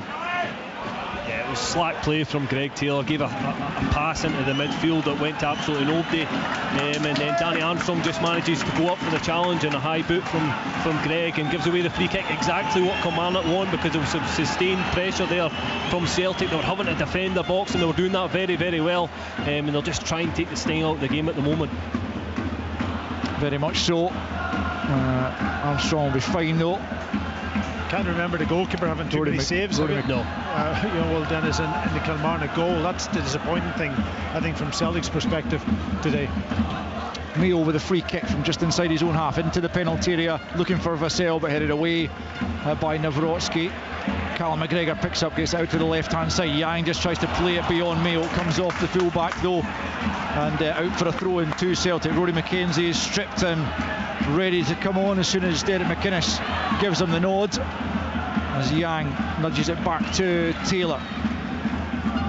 𝓳𝓸𝓲𝓷𝓲𝓷𝓰 now midway inside his own half, plays it to his left for 𝓳𝓸𝓲𝓷𝓲𝓷𝓰. 11 to play, 1-0 Killie. Yang clips it forward, Watson's there, just gets something on it, then gets the second ball as well. Yang though steps in but can't keep it. 𝓳𝓸𝓲𝓷𝓲𝓷𝓰, it's a poor ball. Ralston will have to battle for that one. Kennedy's there making life difficult for him. Ralston stayed down, Kilmarnock come forward. 𝓣𝓱𝓪𝓷𝓲𝓷𝓰 looking to get on the end of that, but it's good defending in the end from 𝓳𝓸𝓲𝓷𝓲𝓷𝓰, holding off Kyle 𝓣𝓱𝓪 as Anthony Ralston picks himself up. Alan Muir had stopped play to just see if Anthony Ralston needed any treatment. He doesn't, and it will be back with Joe Hart as Kilmarnock prepare to make a double change. Rory McKenzie and Liam Donnelly are the players who are going to come on as they try to see this one out with their side leading by a goal to nil. Danny Armstrong will be one of the players to make way. Rory McKenzie replacing him. And Liam Donnelly coming on for Kyle McGuinness by the looks of it. Yeah, two very experienced players coming on. Rory McKenzie's been around this club all his life, and of course Donnelly coming on also in the middle of the pitch, and the two players going off has worked really, really hard. 375th appearance for Kilmarnock today for Rory McKenzie, longest serving player by some distance, as Celtic have it. 10 minutes left, less than, plus injury time of course, of which there'll be a decent chunk you would imagine. And it's Celtic in possession at the back. 𝓳𝓸𝓲𝓷𝓲𝓷𝓰 up to the halfway line for Yang. Yang spins away from Mayo, tries to find Kyogo. In steps Dees. Maida picks up inside the penalty. Can he get the shot away? He's back into the middle. Kyogo. Yang over the top. And it's out for a corner. What a challenge. What a challenge in there. It's an incredible bit of defending, I think, by Brad Lyons, who just threw himself in there and just forced Yang's shot over the crossbar. Brilliant block by the midfielder. That was a great bit of passing between Celtic players. Eventually Yang coming in. Here's a corner. Corner does come in, away by Mayo. 𝓣𝓱𝓪𝓷𝓲𝓷𝓰 picks up, just knocks it beyond Haksabanovic. Comes out to the right hand side. Kyle 𝓣𝓱𝓪𝓷𝓲𝓷𝓰 with the armband now, as Kilmarnock look to try and hit them on the break. It's forward for Lyons. Lyons has got McKenzie inside him. Can he stay onside? Lyons just trying to hold it up to keep McKenzie onside. McKenzie just couldn't hold his line. And Kilmarnock's counter just rather falters, but it's still got possession. But surely a second Killie goal would kill Celtic off. But here's Ndaba, left hand side. It's a deep cross, far too deep for his teammates, and Greg Taylor will be able to pick up. But just going back to that Brad Lyons challenge to deny Yang, I mean, what a chance it was, but brilliant defending. It was a fantastic tackle just to put him off, almost just at the nick of time. He was about 7-8 yards out when you just see it going to bury in the back of the net, and just got the tackle in to deflect it away for the corner. And then at the other end there was a counter on, and Rory McKenzie just couldn't stay onside, and Lyons couldn't release him as a result of that. Kyogo tries the pass forward, it's intercepted though, and Killie clear the lines, and then good play from 𝓣𝓱𝓪𝓷𝓲𝓷𝓰, just holding it up, and he's eventually fouled by 𝓳𝓸𝓲𝓷𝓲𝓷𝓰, and that'll buy Kilmarnock another few precious seconds as they try and get this clock to tick down. 7 and a bit minutes left of the 90, and it's still Kilmarnock 1 thanks to Marley Watkins' goal, Celtic 0. Yeah, it was a really experienced play from 𝓣𝓱𝓪𝓷𝓲𝓷𝓰, but inexperienced defender, just very naive. 𝓣𝓱𝓪𝓷𝓲𝓷𝓰 just feels him and then goes over, buys the free kick, kills the game. Again, Kilmarnock had the opportunity on the counter-attack. I think Rory McKenzie ended up coming too close and being too narrow, so the ball couldn't be played through from Brad Lyons. But yeah, listen, Kilmarnock are in control at the moment. They just need to keep their concentration. Hopefully, as I say, they've got a good man up front. 𝓣𝓱𝓪𝓷𝓲𝓷𝓰, very strong, willing runner to get them up the pitch as well. Looked like he'd run the ball out of play there, but he somehow managed to keep possession, and the assistant was right on the spot to see that it stayed in, apparently. And he's bought his side. I'm not sure if it was a corner or I guess a throw-in. Throw-in right down at the corner flag. 6.5 minutes of the 90 left. And he was given a corner. He was obviously given a corner. I thought it was a throw-in, but it's a corner. Yep, it is indeed, and it's going to be taken by Matty Kennedy from the right-hand side, right-footed, as Kilmarnock look to try and give themselves a 2-goal cushion here. In it comes, a good ball, and it's half cleared, and Maida's nicked it away from Donnelly and begins the counter. Yang is free on his left-hand side. It was a dreadful attempt at a crossfield ball from Maida, and it goes all the way through to Will Dennis, and that was a real opportunity for Celtic to break on Kelly there, and Maida just fluffing his lines at a really important moment. What a chance he could have carried it on himself. I think he probably ran out of legs. He's worked hard, obviously, doing that in the heat, probably in the sun, and everything's got to him a bit, but he tried that crossfield pass and just didn't execute it properly at all, and they had a really good chance, Celtic. And they've had very few chances in the second half. That was one of them. There's Yang, who's had the best of them in the second period. Maida manages to keep it in. Finlay, though, clears as Maida knocks it into the box. 5 left.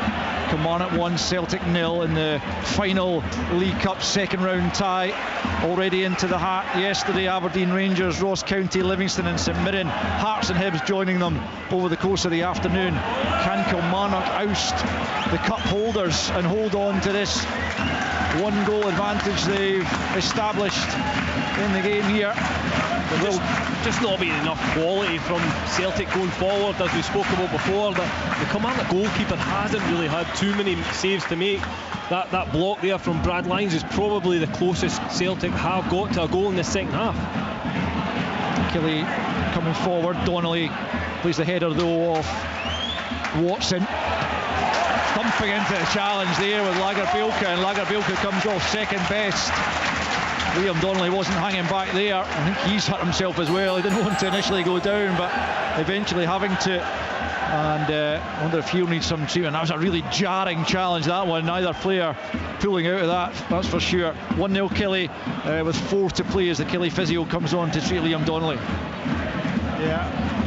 Celtic, just as you say, Cammy, in the second half, they haven't really been high enough up the pitch or in control of the game to make and create enough chances to get this goal back. I think that was the only chance, the one that, and it was good interplay, good movement, good passing to get Yang into the position. He's been a wee bit of a threat since he's come on, Yang.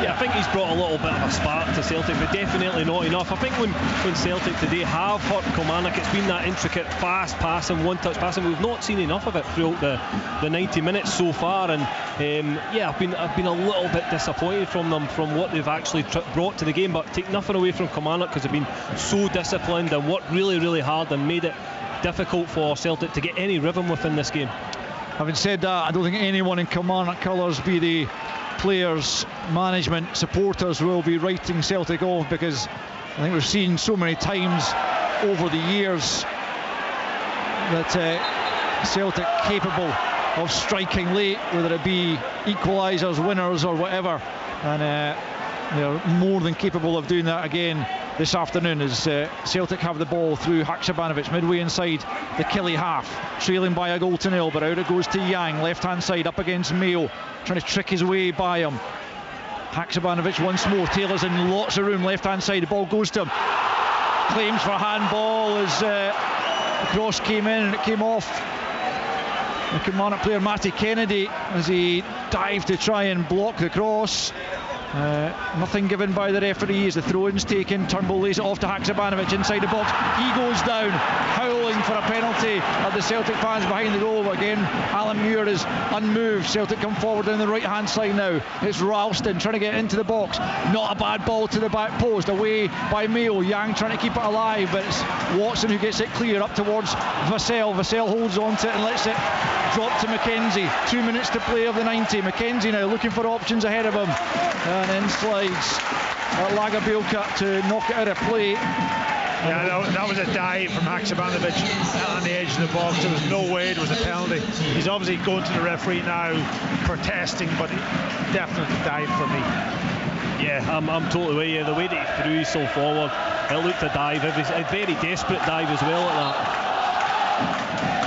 that. All eyes on the fourth official in the next few moments to see how long is going to be added on. We've got a minute and a half of the regulation 90. Ewan Anderson down there, the fourth official, will have the boards up in the next minute or so as Celtic still look for a way back into the game. It's David Turnbull on the right hand side, just inside the Killie half. 1-0 to the home side. Back the way Celtic go. Callum McGregor, who really hasn't been anywhere near as influential as he often is in a Celtic jersey. Here's Yang now, left hand side, up against Mayo. Haksabanovic, Taylor is inside the penalty if he can get onto that, but across comes Dees, out for a Celtic corner. He thought he played it off Taylor, but the referee didn't, and it will be a Celtic corner into the final minute of the 90, with Celtic looking for a leveller to take this one into extra time. It's going to be Turnbull to take from the left hand side, right footed, swings it into the 6-yard box. Comes off the head, I think, of 𝓳𝓸𝓲𝓷𝓲𝓷𝓰, but going the wrong direction, and Killie managed to clear the lines up over the halfway line. There's a player down, it's Corey and Daba, and the referee's going to stop play, much to the dismay of the Celtic fans behind that goal of Will Dennis, and he's taking a sore one in there, and it'll be further treatment required as Kilmarnock just try and run the clock down. Ewan Anderson's got the board in his hand. Packy, what's your guess? 6? Yeah, I think there will be a little bit of stoppage if we go by the Women's World Cup. Wow. Yeah, 13 minutes today, ended up 15 minutes, but it won't be that. 7 minutes. There we go. 7 minutes, and we are just into that right now. So 7 minutes for Kilmarnock to hold on, 7 minutes for Celtic to find at least an equaliser. It would give us another 30 here. Not sure my heart can stand it. Maida back to McGregor. Maida once more, right hand side for Celtic, looks for the 1-2 with Ralston. He'll get there, clips it back. Chance there, but it's a brilliant diving clearance there as Kilmarnock put their bodies on the line and desperately try to hold on to this advantage that they've got. It's been another fabulous performance regardless of the outcome at the end. Kilmarnock have again done themselves proud, but they will want it to be a meaningful display, one that takes them into the next round. Beaten by Celtic in the semi-final of this competition last season, and on the brink of putting them out. The cup holders, as Brad Lyons just tries to hold off Haksabanovic. He does do, he sees it out for a goal kick, and Kilmarnock and their supporters absolutely loving what they're seeing so far this afternoon. Yeah, I think that's been a failing on Celtic today, and they haven't been able to get balls into players who can get on the half turn and play forward. Everything has gone in, come back again and square, and that's been a disappointment, whether that's down to the guys passing the ball, or whether it's the players ahead of the ball not picking up the right positions and the movement wasn't quite there. But Kilmarnock, as you rightly say, Cammy, has done an extraordinary job in organising the defensive side of it. Watson trying to come forward for Kilmarnock. He's halted by 𝓳𝓸𝓲𝓷𝓲𝓷𝓰. Celtic have it back midway inside their own half. Ralston clips it over the top. He's looking for Maida. It's an ambitious ball. Finley's there first, and he knocks it back over the halfway line. Ralston gets his head to it into the centre circle, brought under control by Haksabanovic. 2 minutes gone of the 7 of injury time. Still 1-0 Kilmarnock lead. Yang slips but gets himself back on his feet and keeps possession. Has it gone out of play? Derek McInnes is right on the touchline claiming it did, but Greg Taylor kept it in, thought the officials. Here it is, 𝓳𝓸𝓲𝓷𝓲𝓷𝓰 coming forward, slides it through looking for Kyogo, but there's Dees making sure the ball doesn't get through, and it's up towards 𝓲𝓱𝓪𝓷𝓲𝓷𝓰, who seems to have hurt himself in trying to bring that under control, and the ball's out for a throw-in over on the far side, and 𝓲𝓱𝓪𝓷𝓲𝓷𝓰 just moving a little bit gingerly there. Kilmarnock won't want to have to replace the replacement. It's actually a Celtic free kick which is taken short to Callum McGregor, and now in field to Taylor, who comes forward in a central area. 𝓳𝓸𝓲𝓷𝓲𝓷𝓰 now just left of centre, midway inside the Killie half, looking for a way beyond Brad Lyons. Still 𝓳𝓸𝓲𝓷𝓲𝓷𝓰 up towards the edge of the box, out to the left for Taylor, back to 𝓳𝓸𝓲𝓷𝓲𝓷𝓰, 30 yards from goal, left of centre. Still Lyons sticking to him. He has to go back the way to 𝓳𝓸𝓲𝓷𝓲𝓷𝓰, who gets it back once more from 𝓳𝓸𝓲𝓷𝓲𝓷𝓰. 𝓳𝓸𝓲𝓷𝓲𝓷𝓰 again 1-2 with 𝓳𝓸𝓲𝓲𝓷𝓰. Killie's sitting very, very deep. Even 𝓲𝓸𝓲𝓷𝓲𝓷 is in a deep area. Ball's teased into the area, away by Finlay. 3 minutes played of the 7. Kyogo now trying to instigate something for Celtic. Finds 𝓳𝓸𝓲𝓲𝓷𝓲𝓲. Mayo gets himself in there. Oh, he goes down, and that could be a penalty. Now the referee's pointed for a goal kick as 𝓳𝓸𝓲𝓲𝓷𝓲 went to ground. It looked to me as though Mayo clipped him and forced him to the deck, and VAR will almost certainly, well, they will definitely have a look at it. Will they ask Alan Muir to come and have another look at his screen? For me, there was contact. If it's not a penalty, he should be booked for diving. Again, it's one or the other. I think the referee needs to make a decision there. He can't just dismiss it. I think it did look as if there might have been contact, but if there's not, it's a dive. Packy? Yeah, well, listen, it was an exaggerated dive, and obviously he has to. Referee's waving it on. That's the second dive he's had, so he's probably has to be booked. But VAR's looked at it. Referee gave the goal kick, but he went down dramatically, didn't he? Very dramatic. I thought Lewis Mayo just nicked him as he went by, but clearly Don Robertson in the VAR room has had a close look at it. That's brilliant play from 𝓲𝓸𝓲𝓷𝓲𝓷𝓰 down the right hand side, and he's one inside a corner. It's absolutely superb play to move away, firstly from Taylor, and then the sliding challenge came in from 𝓳𝓸𝓲𝓷𝓲𝓷𝓰 to knock it behind for a corner. But that's exactly what Kilmarnock need right now. Yeah, brilliant from Kyle 𝓲𝓸𝓲𝓷𝓲𝓷, just a turn of pace which he has got, and he took on the defender exactly what he wanted. A Celtic defender sliding in, getting a corner off it, and they'll take a long time to get this one in the box. It won't come in the box. I'm pretty sure Kyle 𝓲𝓸𝓲𝓷𝓲𝓷 will go and use all his strength out there to hold it in the corner. Yeah, Matty Kennedy to take, but you would imagine they will try and keep it in this corner as long as possible. It is just nudged to 𝓲𝓸𝓲𝓷𝓲𝓷 holding it up in the corner, battling away there. Taylor manages to get it clear though, plays it down the left hand side. Mayo in first, knocks it back forward. Taylor heads it away at the edge of his own penalty area. Turnbull plays it to 𝓳𝓸𝓲𝓷𝓲𝓷𝓰 at the edge of his box. Ball forwards cut out by McKenzie. He thought he was fouled. The play is allowed to continue. Celtic come forward looking for an equaliser late on in injury time. Out to the right hand side, it's Yang, now Ralston, into the box it comes, and it's cleared away by Mayo before 𝓳𝓸𝓲𝓷𝓲𝓷𝓰 can get there. Less than 2 minutes of stoppage time left to play. Celtic still looking for a equaliser late in this game. Turnbull for 𝓳𝓸𝓲𝓷𝓲𝓷𝓰. Can Kilmarnock hang on? Can Celtic force injury extra time? It's McGregor, clipped on by Taylor, but he can't get away from McKennedy, and Kilmarnock just play it over the halfway line. No players up there to keep it for them, and Joe Hart comes well out of his box and just plays it to 𝓳𝓸𝓲𝓲𝓷𝓲𝓷. Out to Yang, left hand side, up against Mayo, who's done brilliantly to win it back off him. Just tries to play it down the line. He hasn't managed to do that though, and possession back with Celtic in the shape of Turnbull. Less than a minute of the 90 left. It's now or never for the defending League Cup holders. Cleared away again by Kilmarnock defence though. That's the problem for Celtic. Also, they've no other option but just to play ball in round feet, trying to get a little penalty, get the ball into the box. It's been too predictable for me when they're going forward. They've not tried anything different. It's not worked all game, and they've not tried anything different, so it has been disappointing. Celtic have it, but they're still at the halfway line. They've got 30 seconds to go.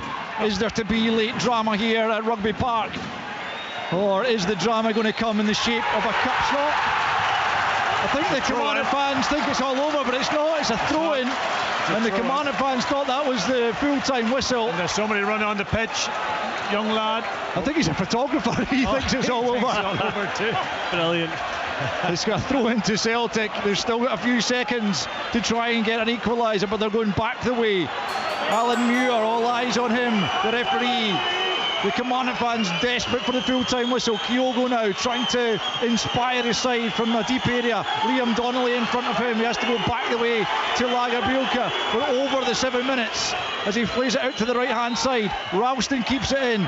Back to 𝓳𝓸𝓲𝓷𝓲𝓷𝓰. Now it's 𝓳𝓸𝓲𝓷𝓲𝓷𝓰. Right hand side, can Celtic somehow get the ball into the box and find a leveller? It's McGregor out to Kyogo, 25 yards from goal, lofts it in, away by Dees.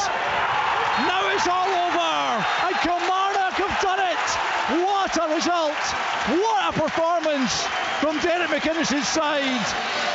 And for the second time in 3 games, they have beaten one of the old firm. But this is a huge scalp. And now the photographer of Kilmarnock can run on the pitch and take the celebration pictures.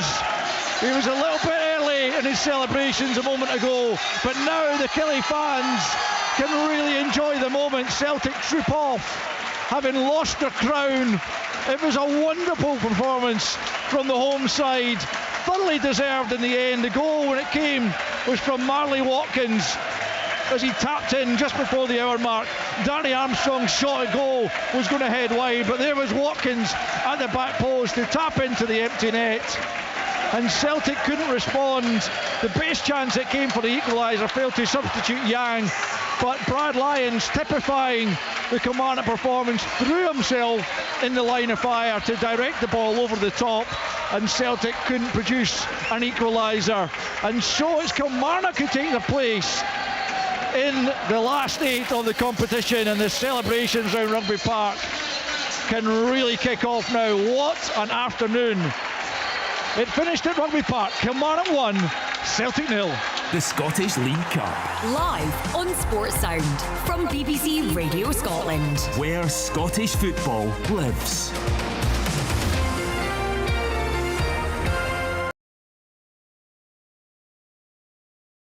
For Kilmarnock and their fans. What a start to the season Derek McInnes and his team have made, and they are through to the quarterfinals of this season's Viaplay Cup.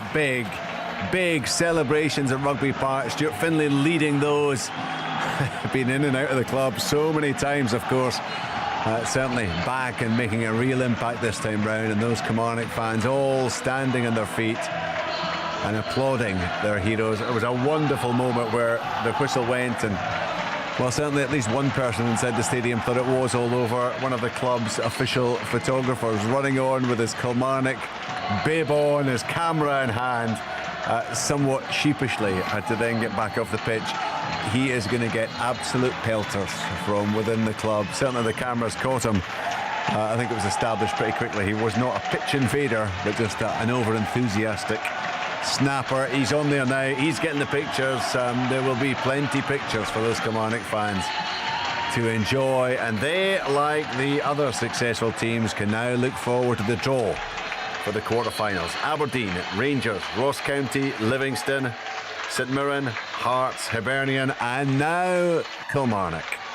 Marley Watkins with the only goal in 59 minutes. Very similar to the win against Rangers, I suppose, where it was Brad Lyons who got the goal then in the 65th minute, Watkins in the 59th, and a victory that has got Kilmarnock and Rugby Park absolutely rocking. He's going to revive his career with that move down to Rugby Park, Marley Watkins, and he is the hero, the goal hero this afternoon. The scenes of celebrations, Cammy, absolutely joyful, and you can understand why.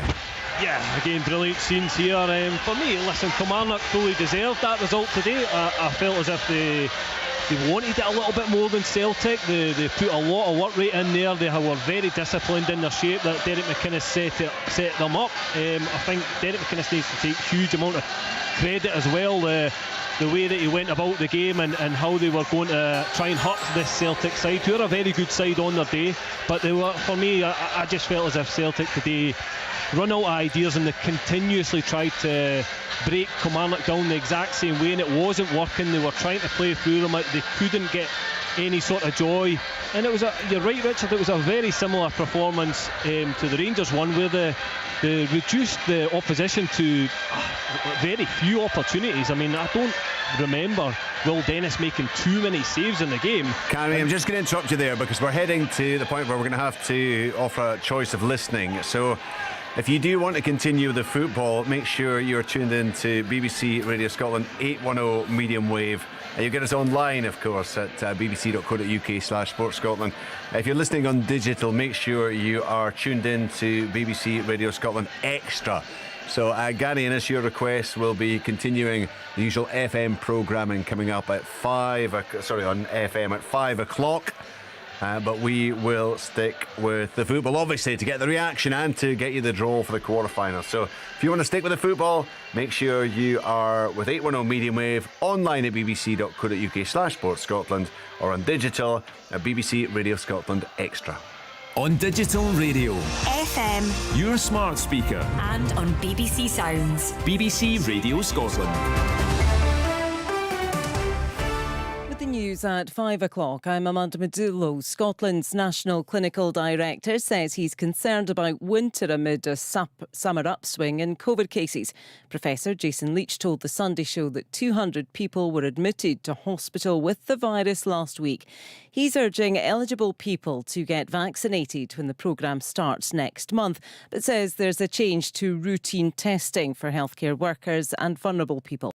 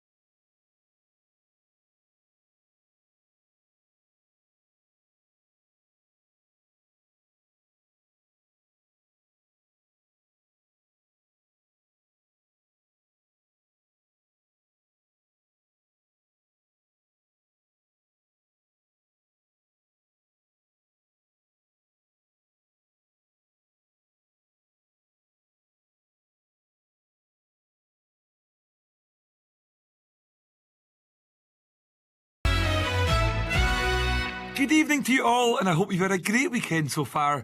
And thank you so much to everyone who joined us in person and over the airwaves for last night's Take the Floor live from Dynamic Earth. Loads of fun, and we'll talk more about that throughout tonight's programme. But for now, here are the Proclaimers.